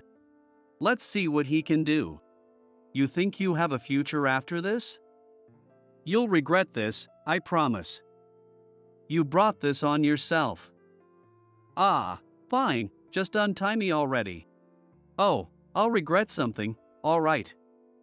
But I'm not untying you yet. We're not done here. What? Are you trying to turn these two against me? Using kind words to win them over? Fine, take them. They're useless anyway. How cruel can you be? Calling them useless? Are they really your friends? What's so cruel about that? Don't pin everything on me. They did this of their own will. They wanted to, so they did. And now what? Blame everything on me? Make me the scapegoat? You're all hypocrites. You hated her too, didn't you? The two classmates shook their heads slightly, avoiding eye contact with Michelle. You've spent years pretending to be friends, but you've never truly understood each other. They must have been forcing themselves to stay close to you. Say whatever you want. So what? Honestly, why was I even scared? If I call my dad, none of this will matter. Now untie me so I can call him.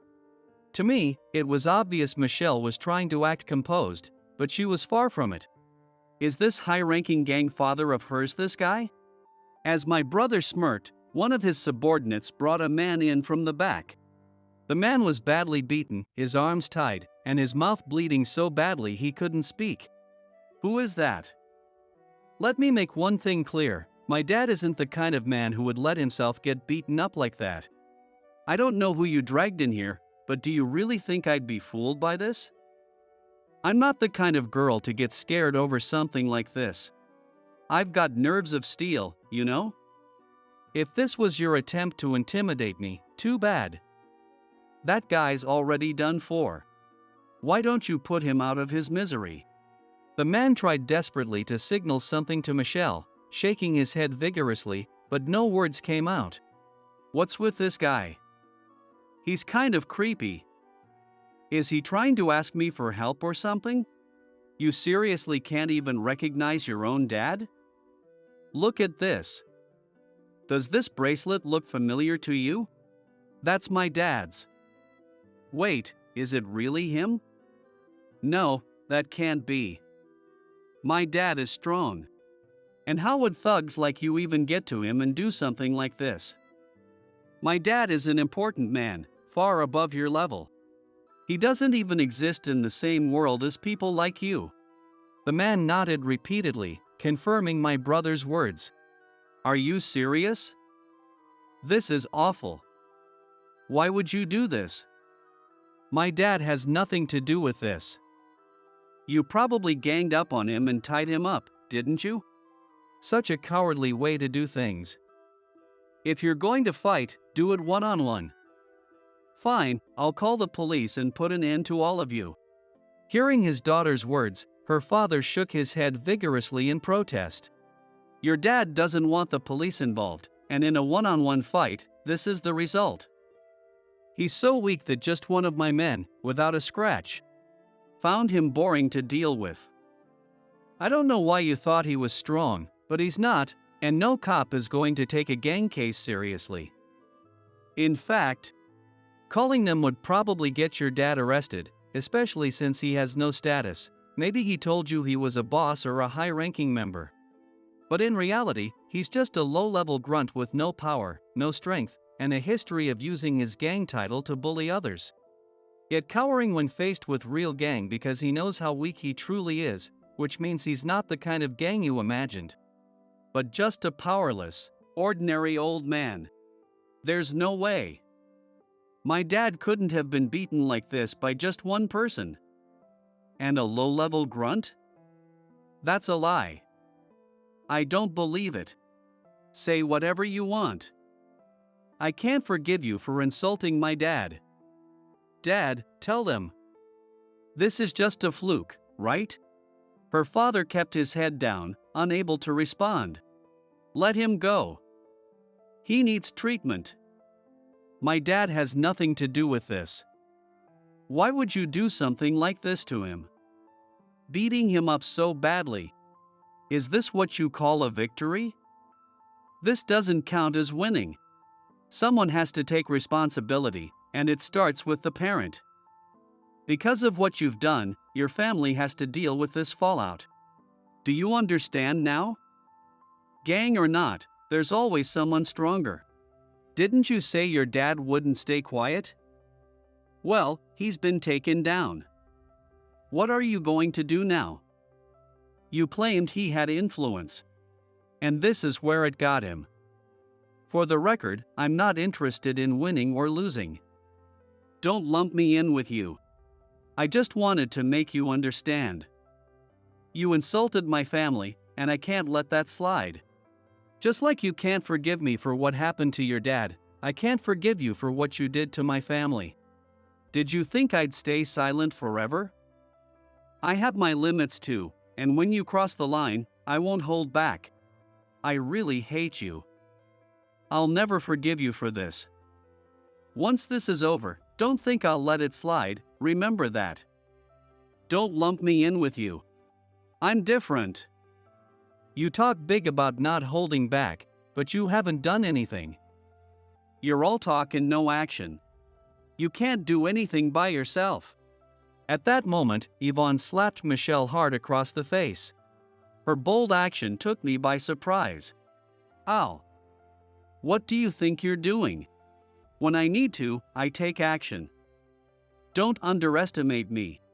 Wow, you're the only one who could push her this far. It's rare to see her like this. Do you think life will go back to normal after this? Let me tell you something. Your dad being gang member doesn't mean anything. By the way, I'm a gang boss myself, and your dad is one of my subordinates. Do you understand what that means? I can destroy your dad's gang or kick him out of it entirely. Without that, your family is finished. And you won't have anything to brag about as the daughter of a gang member. With that, my brother pressed a knife to Michelle's neck. What are you doing? I'm still a high schooler. You can't treat a kid like this. Stop it, please. Say something. Are you just going to let this happen to me? Only now do you call yourself a kid? How convenient. Do you really think that excuse will work in this situation? I don't care what happens to you. I'm not a good person, and I've endured enough already. If sending you to hell will bring me peace of mind, then so be it. What would the others think if they heard about this? You're known as a good person, beautiful, kind, genuine, and honest. That's why everyone likes you. But if they found out you turned a blind eye to your friends, they'd be shocked. I'm sorry, I won't harass you anymore. Besides, we're graduating, so we won't see each other again, right? Michelle sobbed, desperately trying to gain forgiveness. Crying won't help. We're not kind enough to let you off that easily. That's cruel. I've already apologized. You humiliated Yvonne and insulted my family. Do you even understand the consequences? Your father has been expelled from the gang, so he's done for. He'll never step foot in the gang world again. Now, you'll have to figure out how to survive as a family. And since you ruined Yvonne's graduation trip, you'll compensate us. I'm charging your family $10,000. Consider it a discounted price since you're classmates. Expelled? Why would you go that far? It was just a little teasing. What's going to happen to my family now? And charging money on top of that? Please, I'm sorry. Forgive me. Now do you understand? This is what happens when you mock others. Let me make one thing clear, we didn't choose to be orphans. Even so, I've worked hard enough to provide Yvonne with a home far better than anything your father could ever give you. Don't underestimate us. Got it? My brother said, gripping Michelle's hair tightly, the knife still pressed against her neck. I'm sorry. Please, just spare my life. Come on now, the boss is busy. Should we take you all to the canyon and throw you in? The bus driver said this with a carefree laugh. Please, not that. Spare me. I'm begging you. I'm so sorry. In the end, Michelle was left sobbing uncontrollably, her face twisted in despair. After that, the three were taken away, but Michelle's two classmates were safely returned home. This was because Yvonne said she wanted to forgive them. As for Michelle's father, he was expelled from the gang as declared. Michelle's mother, who had been living an extravagant lifestyle with reckless spending, could no longer maintain such a life. Their house was seized, and the family was forced to leave the town. The entire family reportedly relocated to a rural countryside area. Both her father and mother struggled with unfamiliar jobs, enduring daily scolding but managing to work somehow. As for Michelle, she was unable to continue her education and tried to find a job, only to face constant rejection. She eventually settled for working part-time to get by. Meanwhile, Yvonne decided to pursue higher education and was successfully admitted to a prestigious university. Big brother, thank you so much for everything this time. I'm so grateful that I can go to college. You saved up and worked hard on your own. You don't need to thank me. Hey, Yvonne. Isn't your trip today? Hurry up, or you'll be late. Okay. I'm off, big brother. Finally, the long-awaited graduation trip. Using the $10,000 obtained from Michelle, Yvonne was able to go on a trip with her close friends. Of course, the two classmates who had bullied Yvonne also joined the trip, as she decided to let bygones be bygones and move past the incident. Those two eventually became her close friends and supportive companions, remaining in her life even as they grew into adulthood. You are my driver starting today. Got it? You go around bragging about spending years abroad, but honestly, you were just floundering in a country where you couldn't even communicate properly. You'll never measure up to someone like me, who's built a solid track record at this company. So, Mr. Driver, hurry up and open the car door. Pretty slow for a driver, huh?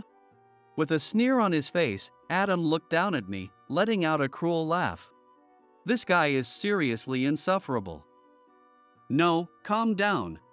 What awaited me upon my return to headquarters after 5 years was relentless condescension from Adam, a younger employee who proudly called himself the #1 salesperson here. I fought hard to stop my brow from furrowing in irritation. Sure, as he said, being freshly back from overseas, I was essentially a newcomer to this department. But despite his overbearing attitude, Adam's actual work left much to be desired. During a presentation at a major general trading company, Adam's convoluted proposal elicited audible sighs from the clients. We're sorry, but your proposal is hard to understand. Please leave. Came the voice of Olivia, the president's daughter and a star in the sales department.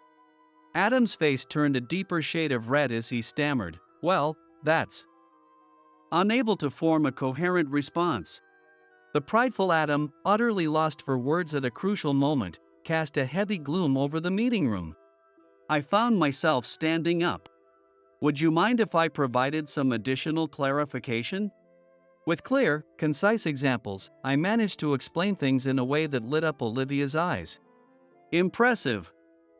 This proposal seems worth considering after all. Adam shot me a glare filled with resentment. In his eyes, for the first time, burned a mix of humiliation and fury. Little did anyone know that this humiliation of his would later ignite an unprecedented incident involving top-tier corporations in both Japan and the United States. My name is Luke. I'm 38 years old.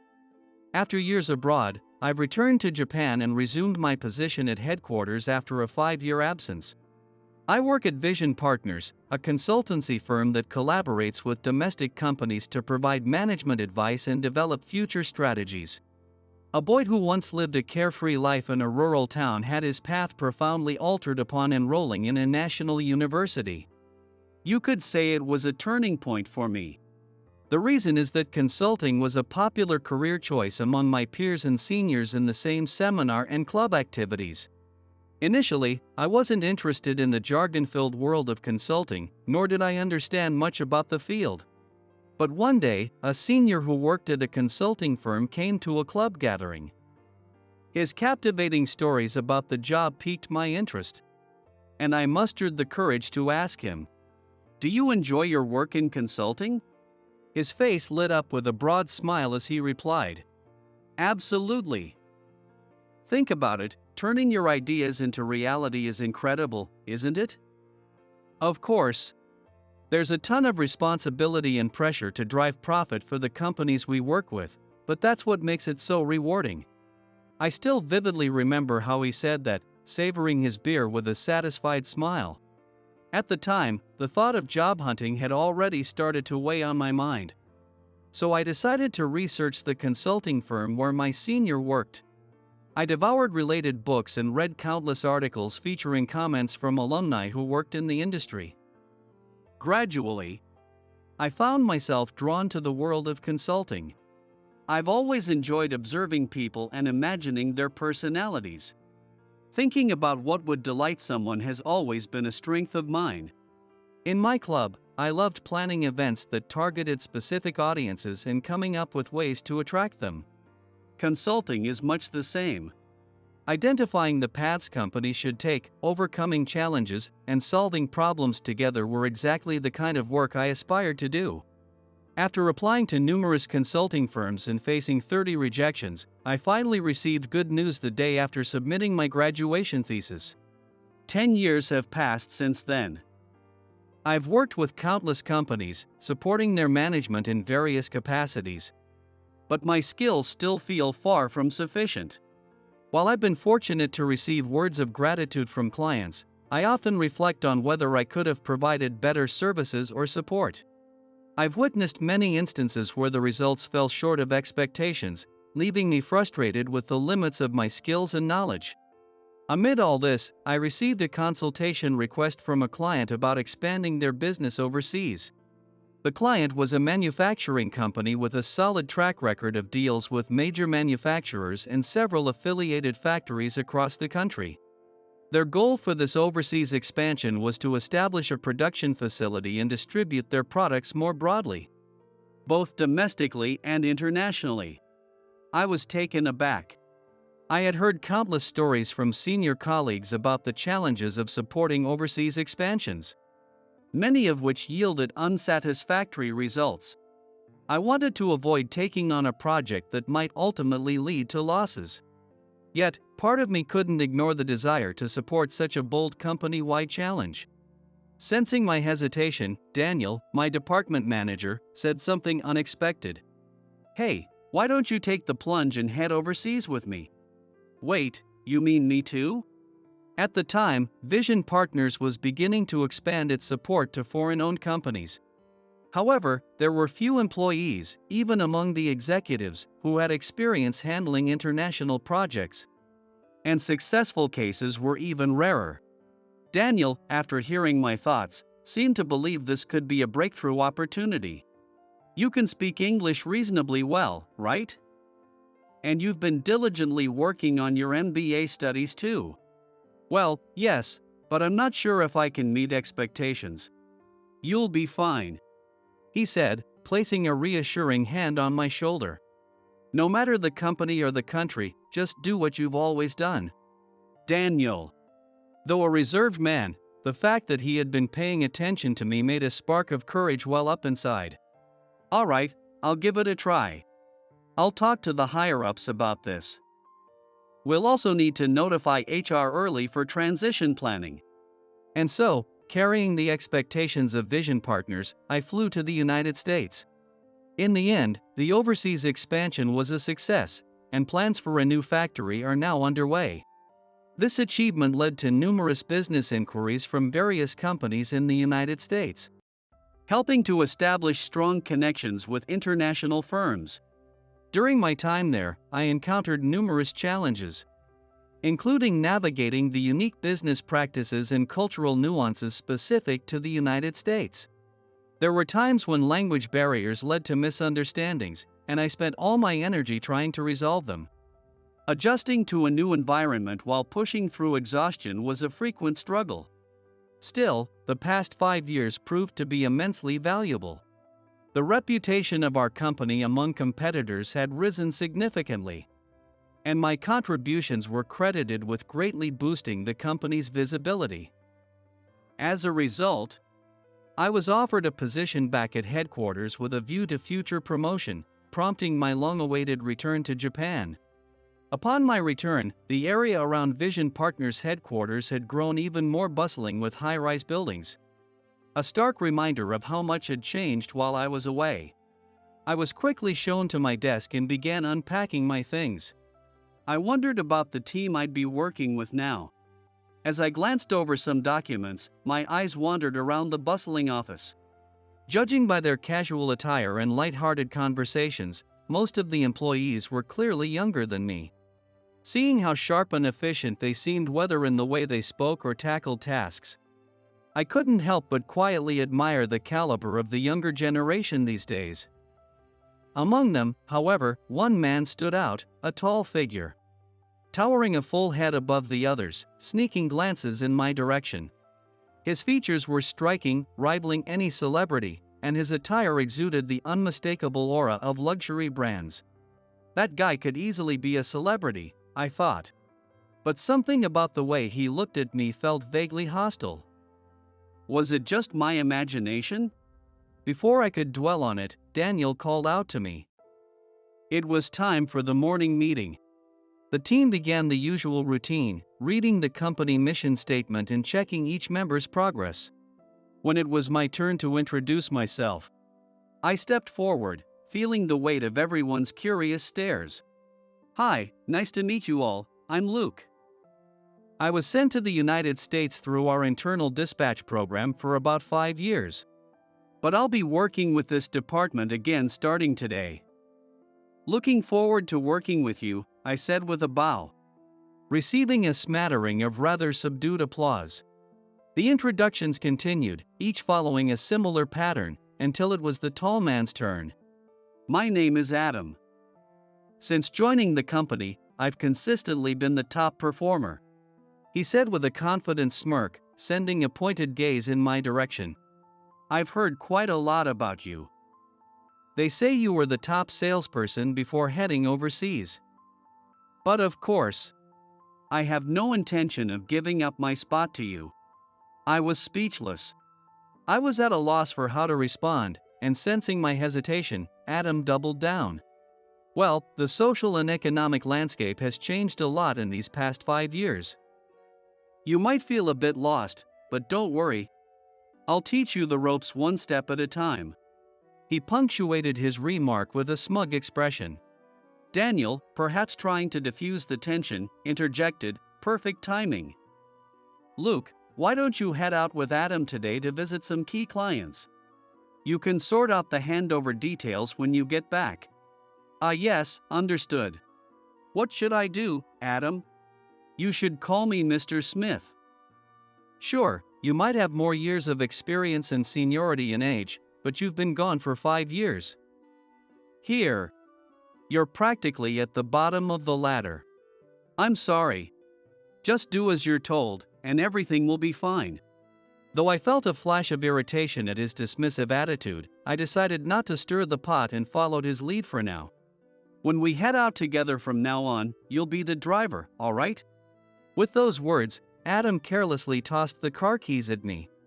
Well, it's been a while since I last drove, so I'm not very confident about the area's layout. Listen, I'm the kind of person expected to become the youngest department manager here. How does it look if someone like me is the one driving?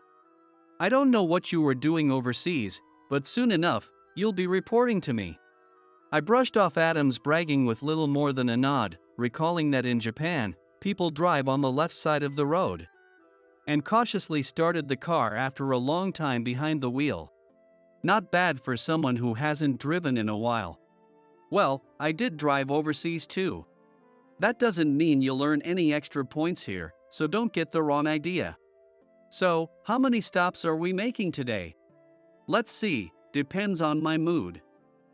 For now, there's one meeting scheduled, and I'll decide after that. He said this while smirking at something on his phone. A quick glance revealed he was browsing someone's social media.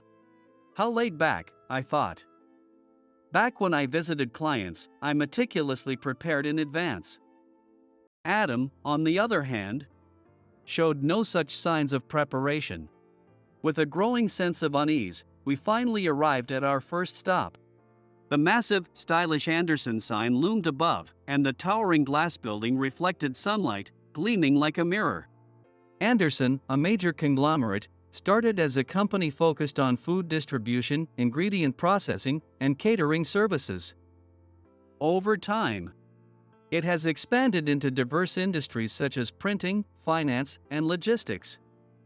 Its network of affiliated group companies now spans across Japan, establishing a strong presence nationwide. As we stepped inside, a cheerful female employee greeted us with a warm smile. "Hello, thank you for having us today. Good to see you again," Adam replied with an overly familiar grin. For a moment, I felt an inexplicable mix of emotions but managed to maintain a cheerful demeanor. "My name is Luke from Vision Partners. Thank you for taking the time to meet with us today." "Likewise. Please, this way," she said, leading us to a meeting room without losing her smile. Her name was Olivia, a member of Anderson's sales department and, as I had heard, the daughter of the company's president. Her sharp brows and deep, captivating eyes stood out, and her long hair, tied neatly at the back, swayed gently as she moved. Sunlight streamed through the windows, filling the meeting room with warmth. Adam busily opened his laptop, preparing for the presentation. Let's begin the agenda. I've prepared a scheme based on profit margins and forecasts by division within the Anderson Group. Adam started confidently, his opening remarks displaying a practiced air as the presentation topics lit up on the screen before us. Today's discussion focused on Anderson's apparel division, where Adam was set to propose a new strategy. The apparel business was a pet project of one of the executives, who insisted on creating trendy goods for younger audiences to generate buzz. Despite the oversaturated market of apparel brands, the division was launched. Unsurprisingly, its revenue remained modest, leading some to call for an early exit. However, others suggested giving it more time, as it was still in its infancy. Adam had vehemently rejected the calls to withdraw and spent 3 sleepless nights enlisting juniors to help him prepare his materials. Based on this evidence, their feedback suggests our KPIs still have significant upside potential, and we can maximize ROI. His explanation is just a flood of buzzwords, and the PowerPoint slides are advancing at breakneck speed, I thought to myself. A glance at Olivia revealed her polite smile, but her eyes betrayed her confusion. Suppressing my growing frustration, I continued to listen as Adam pressed on. My proposal focuses on rebranding the apparel lineup and exploring approaches to enter new markets. Specifically, this involves promoting DX, optimizing logistics through vertical integration, and expanding distribution channels via an omni-channel strategy. Excuse me, I'm sorry, Adam, but I'm having a hard time understanding your proposal. Could you elaborate? Adam asked, his brow furrowing in frustration as he wore an expression of bewilderment. Your proposal is difficult to follow. So, are you dissatisfied with my proposals? Well, the terms you're using are just too complex, and I can't fully grasp what you're saying. Maybe you're just not trying hard enough to understand. Adam retorted, leaning in toward her. Seeing this, I immediately stepped in. Olivia, if I may, I'd like to provide some clarification. Stepping forward, I rewound the slides and began explaining from the proposal's foundation. In the United States apparel market, one of the fastest growing segments is D2C brands. For example, a company based in New York called Everlane achieved a 147% year-over-year sales increase by offering transparent pricing and environmentally conscious products. Using the materials Adam had prepared, I rephrased and elaborated in a way that would be easier for Olivia to understand. According to consumer research in the United States, 73% of young people aged 18 to 34 tend to purchase products when they resonate with a brand story or corporate values. By modernizing Anderson's commitment to quality and tradition and presenting it effectively, you could capture the attention of the younger generation. This is merely an example from an international company. So further evaluation is needed to determine if it can be applied directly to Japanese market. However, for instance, in the case of Everlane, after entering Japanese market, they adjusted their product lineup to align with local lifestyles and achieved 120% of their first-year sales target. Using gestures to emphasize key points, I outlined the potential advantages and drawbacks of such an expansion. The risks include an initial investment of approximately $20 million over 5 years. However, based on the United States business examples, you could expect a profit margin exceeding 20% annually from the third year onward. Additionally, Olivia's expression visibly changed, and she leaned in with growing interest. Meanwhile, Adam, arms crossed, glared at me with a sullen expression. I see. So there are concrete success stories. With a solid strategy, profitability seems achievable. Olivia said, her eyes now sparkling with enthusiasm. Impressive, Luke. I'd like to seriously consider the proposal you just presented. Wait. My proposal wasn't bad either.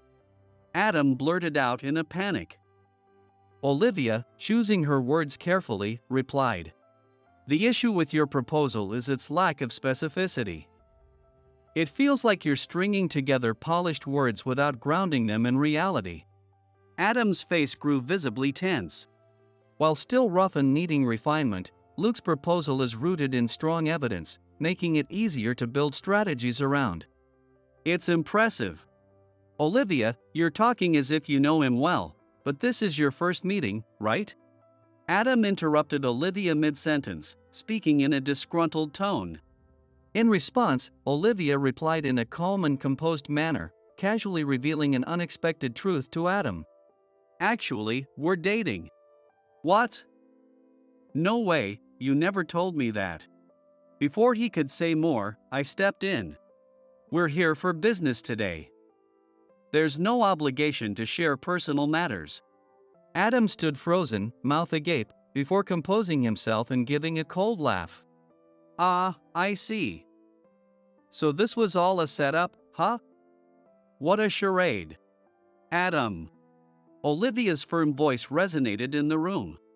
As the client representative, I am evaluating proposals solely on their merits. This is purely a business matter. And personal relationships have no bearing here. What matters is the content of the proposal, not who presents it. With a firm tone and a poised demeanor, Olivia stood her ground decisively. Adam, visibly displeased, seemed to be struggling to hold back a frustrated click of his tongue. His eyes unmistakably reflected his distrust of the current situation, his expression openly betraying his discontent. I recalled the moment I first met Olivia in the United States. Well then, let's proceed with this matter. Thank you. She spoke fluent English as we successfully finalized a contract with a major food manufacturer. Afterward, we walked through the bustling streets of Manhattan. Surrounded by modern skyscrapers, I couldn't help but be captivated by the endless stream of shop signs and advertisements vying for attention. Amid the crowd, I saw a woman speaking urgently into her phone. Yes, I'm fully aware of the risks. But if we miss this opportunity. Yes, I'm very sorry. Her demeanor was distinctly Japanese. Dressed sharply in a navy suit, she carried herself with an air of authority. However, the moment she hung up the phone, she let out a deep sigh. The weary expression on her face as she gazed up at the towering skyscrapers betrayed her exhaustion. I couldn't stop myself from speaking up. Excuse me, are you all right? She turned a cool gaze toward me. I'm fine, thank you. It was just a work call. She replied curtly. Just then, a gust of wind scattered the documents on her desk into the air. Oh. I hurried to help her gather the scattered papers. Among them was a document titled New Business Plan. A quick glance revealed a rather aggressive expansion strategy. Pardon me, but if you'd like, I could offer some advice on this project. That won't be necessary, she said, clutching her documents tightly to her chest. I have my own plan. Aren't you rushing things a bit? The words escaped my mouth before I realized it, and her expression instantly hardened. What would you know about it? I was. No offense, but as someone in consulting, I couldn't help but notice. I handed her my business card. She hesitated for a moment before reluctantly accepting it. Vision Partners? She read aloud, her expression subtly changing. Are you, by any chance, involved in the Asia market? Yes, I oversee that area. After a brief moment of deliberation, she spoke quietly. Would it be all right if we talked for a moment? We moved to a nearby cafe, and once seated, she finally opened up. My name is Olivia from Anderson. Actually, I'm the president's daughter. What? I instinctively straightened up in my seat. Anderson was a name everyone in the domestic food industry would recognize. It was a major player in the market. And now, the president's daughter was sitting right in front of me. In my haste to adjust my posture, my knee bumped the table, nearly toppling my coffee cup. Are you all right?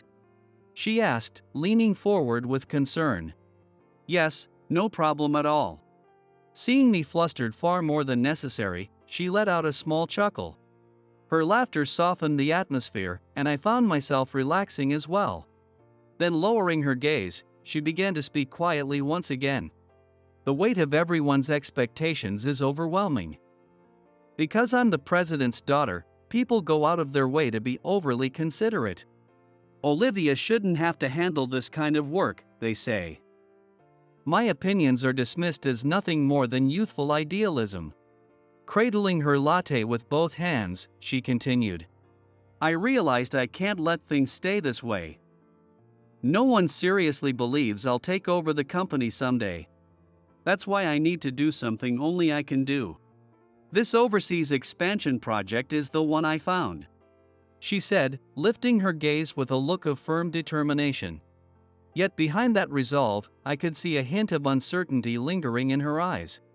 Honestly, I'm scared. But if I miss this opportunity, I'll always just be the sheltered daughter of the president. That's why. Even if I have to do it alone, I need to prove myself. Her last words trembled. But her resolve was unmistakable.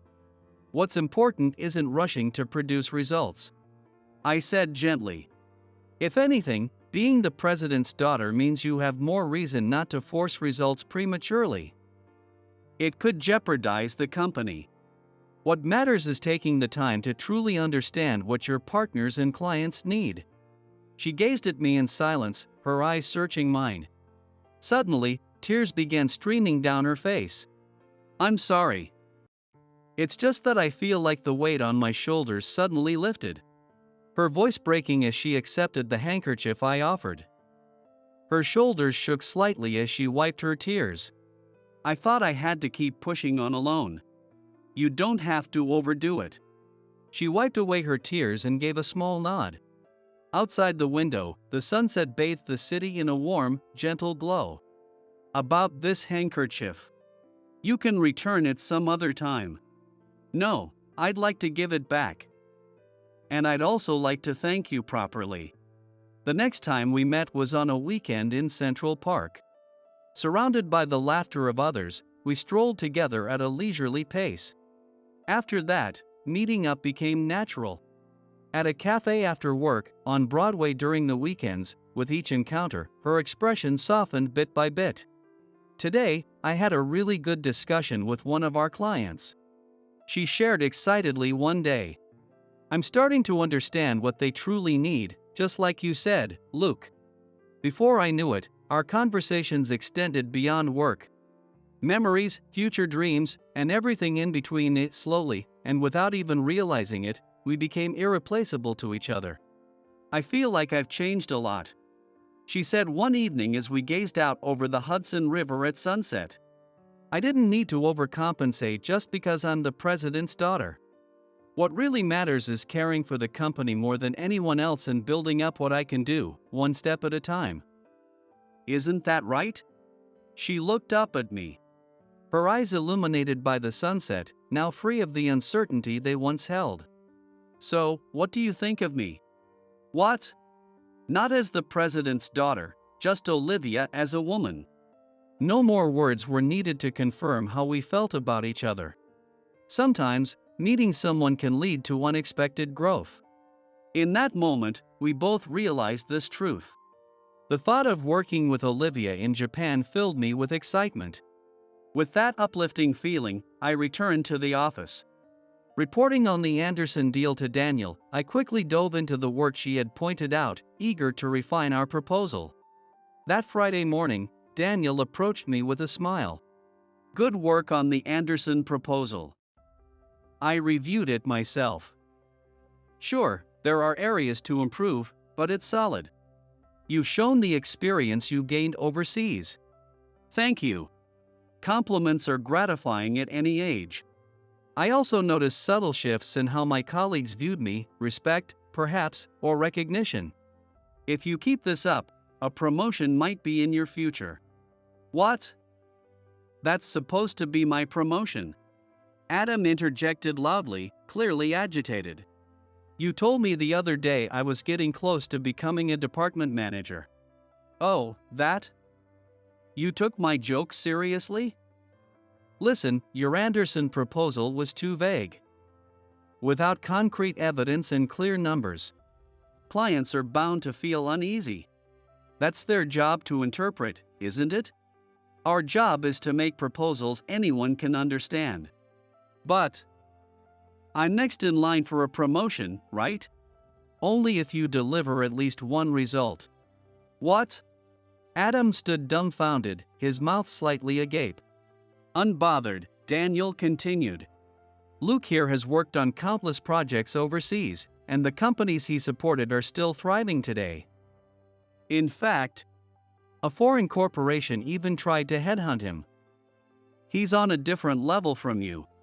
Adam was silent, unable to refute the claim. And Adam, are you even aware that your accounts frequently file complaints?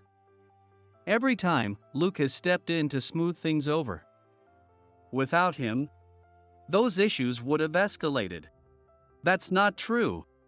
Adam muttered, biting his lip as he stared down at the floor. Daniel didn't hold back. The major accounts you're managing now? They're all contracts Luke secured himself. You simply inherited them. Keep that in perspective. I can't believe this.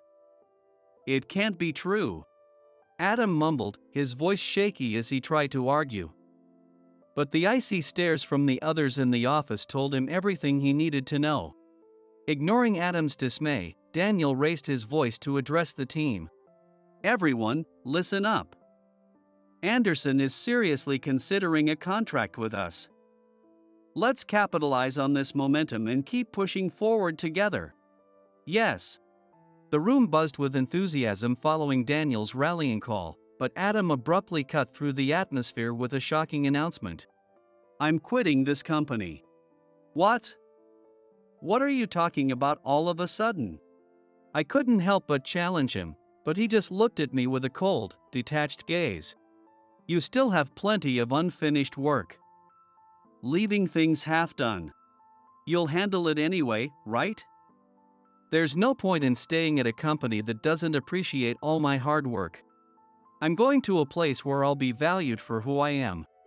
With that, Adam shot a quick glance around the room before storming out. What's his problem? I thought, staring bitterly at his now vacant desk. "Hey, were you waiting long?" "No, I just got here too." "Great, let's go." On a sunny weekend, the bustling city was filled with families and couples as usual. Dressed casually in a t-shirt and jeans, I arrived at our meeting spot to find Olivia standing there, her fashionable outfit catching my eye. "Hey, why are you staring at me like that?" she asked, pouting as she crossed her arms over her chest. "Nothing, it's just you're so different from when you're at work." "Of course I am. Dressing all formal even on my days off would be exhausting." She laughed, the earrings dangling by her ears making my heart skip a beat every time they swayed. Our plan for the day included a movie, a walk in a lush park, and dinner at a place we found along the way. As we sat at the terrace, sipping iced latte and occasionally watching the children playing nearby, I couldn't help but notice that Olivia seemed unusually subdued. "Ha!" She sighed softly, propping her chin on her hand. "What's wrong?" "Ha? You seem a little off today." "Well, yeah, I guess so. Work's been hectic lately." "Did something happen?" "Actually." She hesitated, repeatedly starting and stopping before finally revealing something I hadn't expected. "Adam has joined our company." "What? Adam at Anderson?"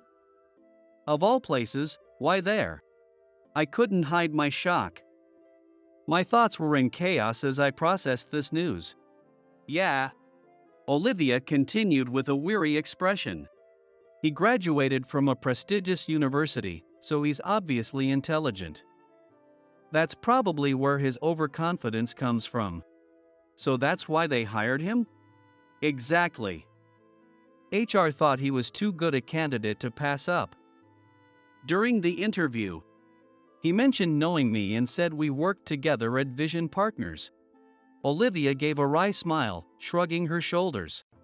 "As a result, he ended up working under me in sales." "But his actual performance is..." Her expression told me it was worse than she was letting on. "He's all over the place, constantly missing the mark. He's pushy, forces people to agree with him, and is entirely self-centered.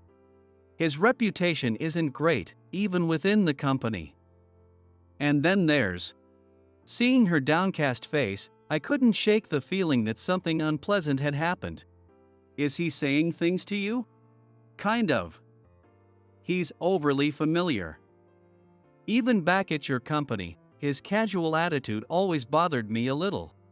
"I see. Do you think it's because I told him about us back then?" "Maybe he's still upset about it." Olivia let out a deep sigh, her frustration palpable. "Olivia." I took her hand in mine. "If anything ever happens, promise me you'll tell someone, me, your manager, or even your colleagues. The sales team at Anderson is full of trustworthy people. They'll listen, I'm sure of it." She looked at me with uncertain eyes but nodded firmly. "All right," she whispered, gripping my hand tightly in return, her expression softening with relief. "I'll be fine because I have you, Luke." It's such a reassuring feeling to know someone's there for me when I'm in trouble.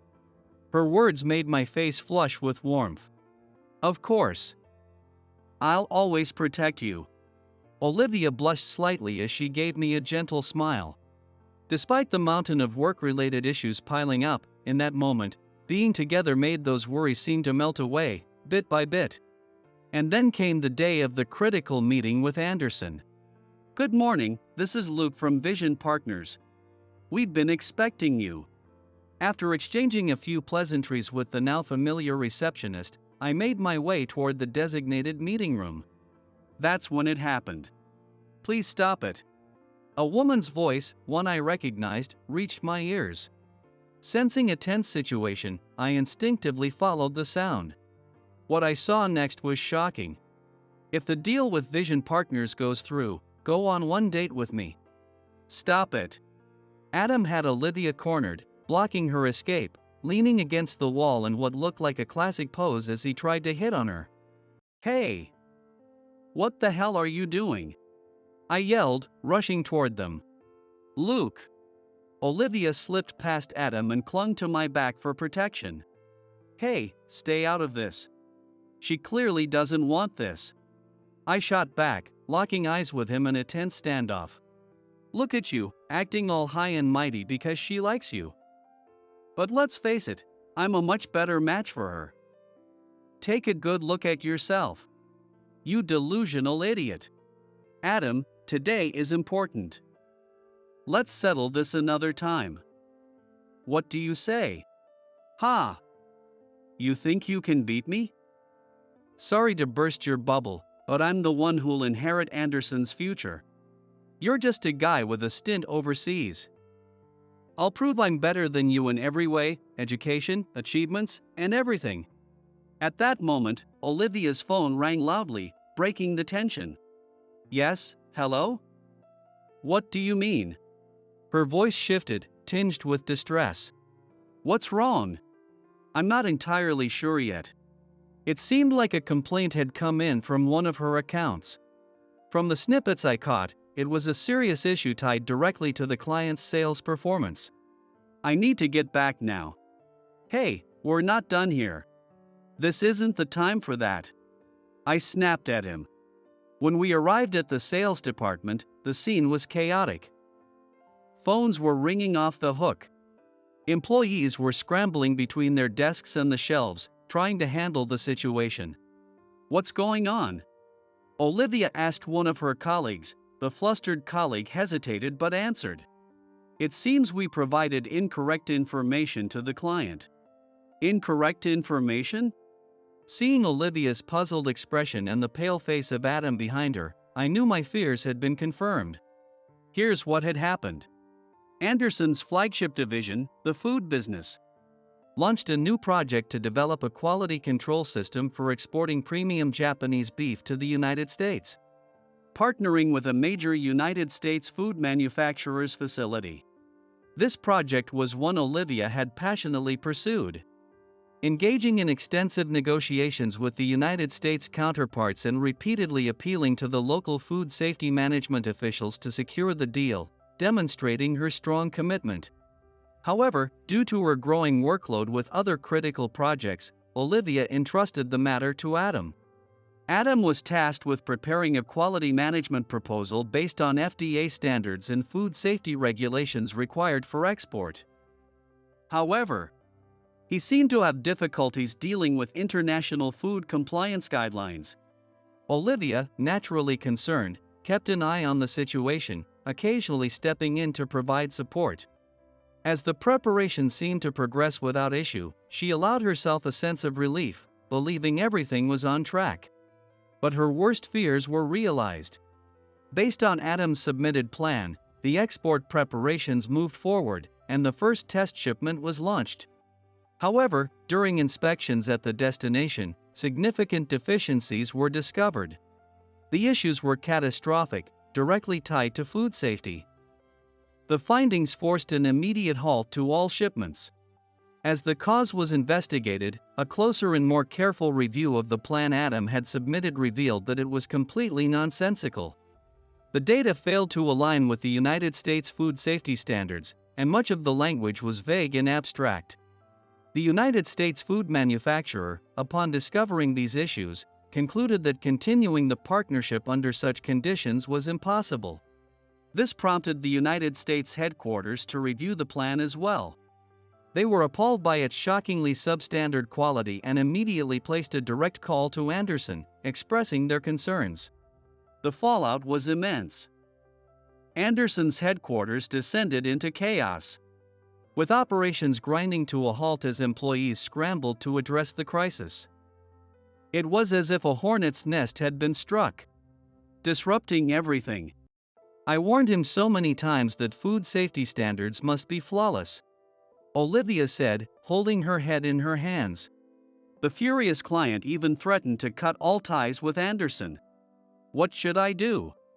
Olivia muttered, her face growing visibly paler by the second. Meanwhile, the phones from related clients rang incessantly, and the office was in complete disarray. The export schedule was entirely scrapped, and relationships with partners had soured significantly. The sales department at Anderson was plunged into utter chaos, a whirlwind of confusion and panic that seemed to have no end in sight. If I'd been more careful, this never would have happened. I stepped in front of her and met her gaze firmly. Olivia, now's not the time to look back.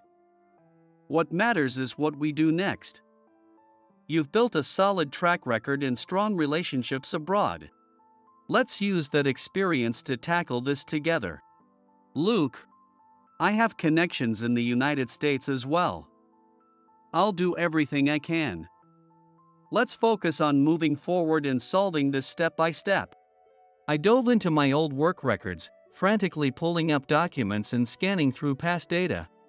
During my time in the United States, I developed a close relationship with Dr. Watson, who has a doctorate degree, a renowned expert in food safety management.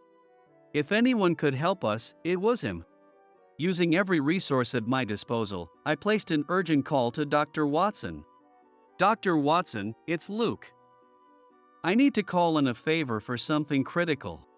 I explained the dire situation, keeping my tone calm but emphasizing the urgency. Could you mediate with the United States food manufacturer? I asked. Luke. Of course, I'll help. Actually, I met Michael, their quality control manager, at a food safety symposium last month. I'll reach out to him right away and explain the situation, Dr. Watson said. I'm sorry for dragging you into this so suddenly. Don't apologize. I owe you one. Without your help on our new project back then, we would have been stuck. You stayed up for 3 nights helping us prepare perfect FDA-compliant documents. And now we're one of the industry's top performers because of that. Dr. Watson's voice warmed with nostalgia as he continued. Your dedication and attention to detail are still talked about in the industry. The way you listened to workers on the ground and improved manufacturing line efficiency, it left a lasting impression. People couldn't believe someone so young and from overseas was so sincere. Dr. Watson. Hold tight. I'll contact Michael now and vouch for you. Also, he lowered his voice, I know about your girlfriend, Olivia from Anderson. Her work ethic is highly respected in the industry. We can't let such a promising partnership crumble over a mistake like this. Thanks to his vast network, a teleconference was quickly arranged with the furious food manufacturer. Acting as a mediator, Dr. Watson carefully explained the incident as a handover mishap rather than a systemic issue, highlighting Anderson's previous track record. You're right, Luke. Considering our long-standing trust, an immediate termination of the partnership would be rash. Michael eventually conceded. Dr. Watson even agreed to travel to the United States facility himself to ensure everything was back on track. As part of the agreement to continue the partnership, Anderson was required to replace Adam as the point person and involve United States inspectors in all future quality control processes. Thank you, Dr. Watson. I won't forget this. There's nothing to thank me for, Luke. It's an honor to work with someone as genuine as you. And, Dr. Watson grinned, just make sure to invite me to the wedding, okay? This experience reaffirmed the importance of relationships and trust in business. Meanwhile, Adam faced severe consequences for his role in the debacle. This situation involved a significant failure on Adam's part, serious enough to warrant dismissal under normal circumstances. However, the sales department also bore responsibility for entrusting such a critical task entirely to Adam. who was still relatively new to the company. As a result, the following disciplinary measures were implemented. Firstly, Adam was placed under the supervision of the HR department for 6 months. During this time, he would undergo training alongside new employees. Secondly, leveraging Anderson's group company network, Adam would rotate through various subsidiaries, experiencing different departments to understand the group's philosophy firsthand. Thirdly, the sales department manager and section chief were both demoted, and all employees in the sales department were required to submit reports. Of course, Olivia was included in the decision. Once again, you've saved us. Thank you so much. Not at all. Anderson is an important client for us. But more importantly, I gave Olivia my unchanged smile but turned my gaze to someone else. You need to take a hard look at yourself after this. He couldn't say anything. Adam responded with a sullen expression, remaining silent. Olivia broke the silence. I'm not sure what the future holds, but I personally want to establish a formal consulting agreement with Vision Partners. I nodded quietly. If Luke hadn't acted, this could have resulted in catastrophic losses for us. At the very least, I trust Vision Partners' advice and support. And I hope we can continue working together. Please consider it. Olivia bowed deeply as she spoke. Of course, I'll give it serious thought. But Adam, clearly displeased, cut in with a scornful tone. Sure, you owe him for this time, but if people find out you're contracting with your boyfriend's company, they won't be happy about it. It was a valid concern that I had considered myself. But Olivia quickly dismissed it. That's none of your business. Don't forget, this entire situation was caused by you. That's... Adam trailed off, unable to respond. I'm making this decision based solely on whether it benefits Anderson or not. If I let personal feelings interfere, business wouldn't function. You, on the other hand, only care about yourself and how good you look. Luke, in contrast, puts himself in others' shoes and genuinely works to find solutions that benefit everyone. Olivia said, turning to me with a warm smile.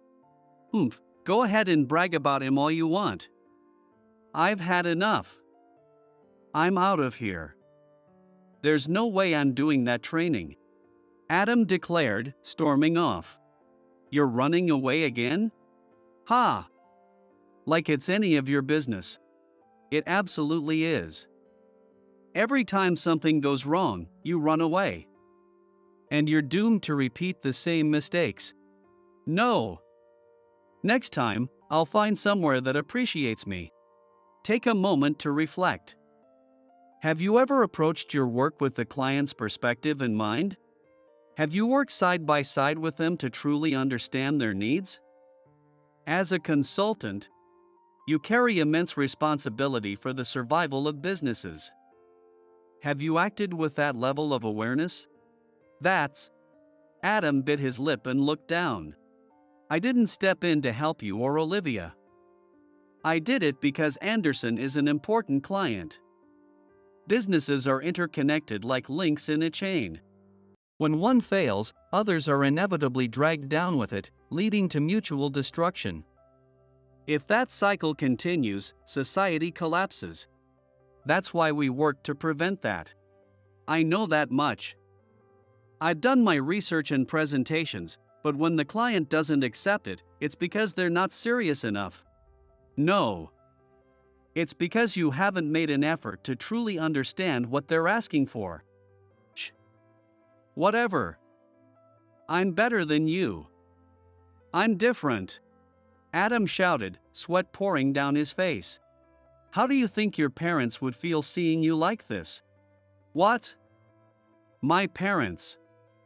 What do they have to do with this?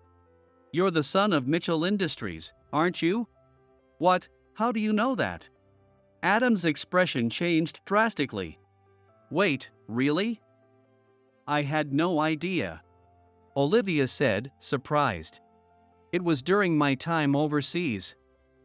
When I was just starting my assignment abroad, I struggled to keep up, not just with the language, but with the culture and business etiquette as well. One day, I encountered an elderly couple in distress on the side of the road. "Are you all right?" "Oh, it's just a little dizziness." Noticing her pale complexion, I guided her to a nearby bench. All the while, the man held her hand tightly, as if afraid to let go. "Thank you so much. Who knows what might have happened if we hadn't run into you," they said, bowing their heads repeatedly as I handed them a bottle of water I had bought from a discount store. It seemed she had suffered a mild case of anemia, and after sitting for a while, her complexion began to improve. "I'm glad you're feeling better. It's easy to feel unwell in unfamiliar places." We introduced ourselves, and the man explained that he was the president of Mitchell Industries.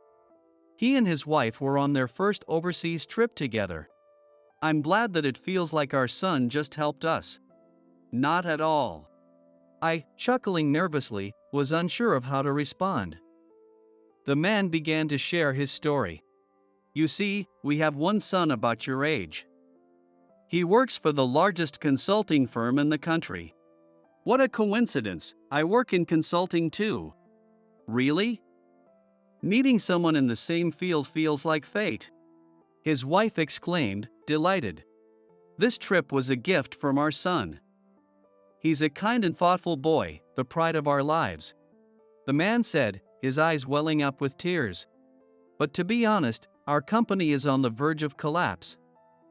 We really can't afford luxuries like this." But when he found out, our son said, "I'll work hard, get promoted, and one day, I'll save your company." As they spoke, both began to sob quietly. "Your son sounds so kind," I offered, though my words felt hollow in the face of their emotions. The world can be so unforgiving.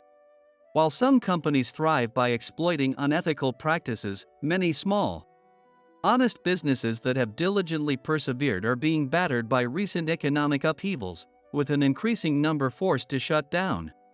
Through my work, I've witnessed countless heartbreaking examples like this, each one leaving a painful ache in my chest. We've decided to let the company go.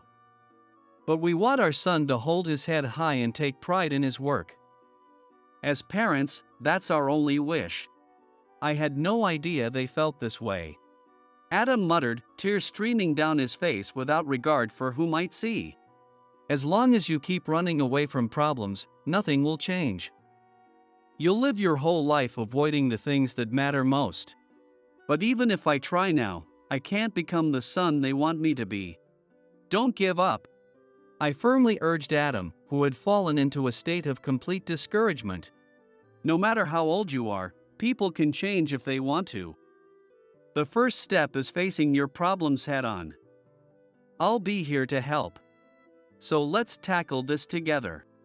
"Luke," he whispered, and it seemed as though the tension he had been holding finally gave way. Tears flowed freely as he let it all out. I patted his back, staying by his side until he calmed down. A week later, the overseas matter I had taken upon myself brought unexpected good news. "You've done it, Luke," Daniel exclaimed, walking over with a beaming smile and a thick stack of documents in his hand. "This is a formal offer from Anderson."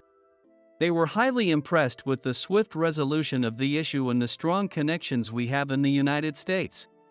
They want to establish a comprehensive consulting agreement with us for the next 5 years. 5 years? Yes. They're also requesting full support for their expansion into the United States. This includes not just crisis management but the development of a quality management system for food exports and training the local staff. So basically everything. I couldn't help but widen my eyes. This wasn't just a business arrangement. It signified a partnership akin to a shared destiny. And that's not all. This project has caught the attention of other major food manufacturers.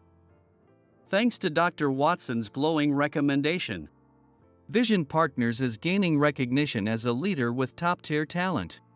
Daniel's voice brimmed with pride. My independent actions had yielded results far beyond what I had anticipated.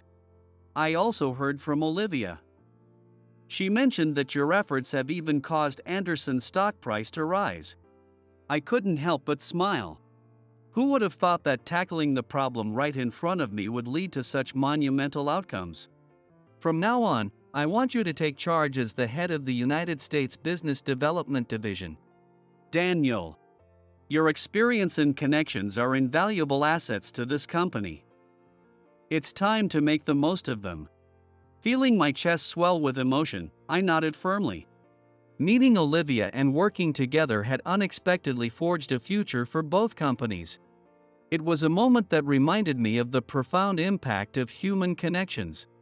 As for Adam, here's the analysis of recent sales trends. I believe we need to make some strategic adjustments. And involving vision partners might be a worthwhile consideration.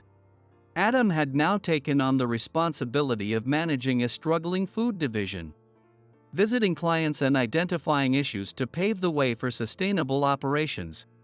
He had undergone a complete transformation and resolved to make a fresh start at Anderson. His 6-month training period had been grueling. His pride had been completely crushed, and being treated as just another rookie had been a significant shock for Adam. However, as he rotated through various group companies, his mindset began to shift. Now, his arrogant attitude had entirely disappeared. His transformation had become a frequent topic of conversation within the company. But Adam remained unfazed, outwardly maintaining a calm and nonchalant demeanor. He even has enough energy to crack jokes now, Olivia said, laughing as she recounted a recent interaction.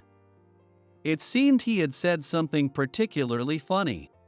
Apparently, Adam had been so immersed in his work that he no longer exhibited any inappropriate behavior toward Olivia. Instead, his natural wit and humor had made him something of a morale booster within the sales department. That's good to hear. Even I could only respond with a wry smile. 6 months passed.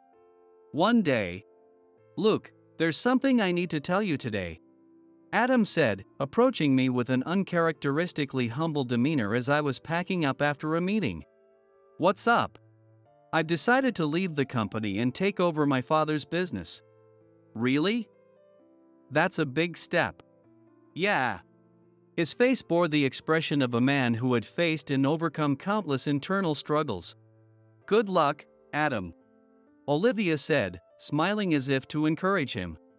"Well, losing me will be a huge blow to the team," he quipped in his usual tone.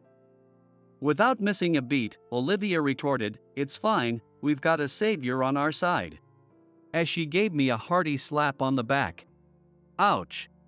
Adam laughed as he watched our exchange. "Good work today," Olivia said as she sat down in front of me with a tray holding a cup of coffee. We had arranged to meet at a fast food restaurant near the station, carving out time for just the two of us after so long. Still, it's impressive that Adam made that decision, Olivia said, thoughtfully picking at some fries. "Yeah, it's very him," I replied, bracing myself for indigestion as I took a big bite of my burger. "Mitchell Industries is really struggling right now, but I'm confident he'll be okay." "Yeah, me too. It's amazing how much people can change, isn't it? Not so long ago, he felt like an enemy. Now, it's like he's one of us." But for someone who worries so much about his parents' company, that's probably who Adam truly is at his core. And I have no doubt it's thanks to you that he found his way back to being himself. "Really?" I replied, licking the sauce off my fingers and giving her a quizzical look. "Luke, you didn't just save the company. You changed someone's life. There's no doubt about it. His parents, they knew everything, apparently." "Everything?" "Yeah." When I handed them my business card, they were even more surprised. They grabbed my hand and kept thanking me, pleading with me to look out for their son. Running a business, they knew their son's personality well. How he could get carried away and how his arrogance could creep in. Of course, they were worried. Parents are incredible, aren't they? Yeah, they really are. Do you think we could ever become parents like that? Wait, what do you mean? I nearly dropped the fry I was holding, startled by her sudden question. I was planning to tell you when we got home, she said, her eyes sparkling with a mischievous yet tender gleam that seemed to hold something precious. Everyone tends to believe that a perfect life is one where everything goes smoothly without a hitch. However, it is through failures and setbacks that we truly come to understand ourselves and learn the value of companionship. The desire to care for others or lend a helping hand arises from the realization that we're all in this together and that no one can accomplish everything on their own. This understanding is something we gain through the various experiences life throws our way. Perhaps someone like Adam wore the armor of confidence to shield himself from his own insecurities. The cost of his mistakes was steep, but in the end, he not only saved the company but also found redemption in his own life. Rebuilding his parents' company will undoubtedly be a thorny path, but I believe in the Adam of today. He'll make it.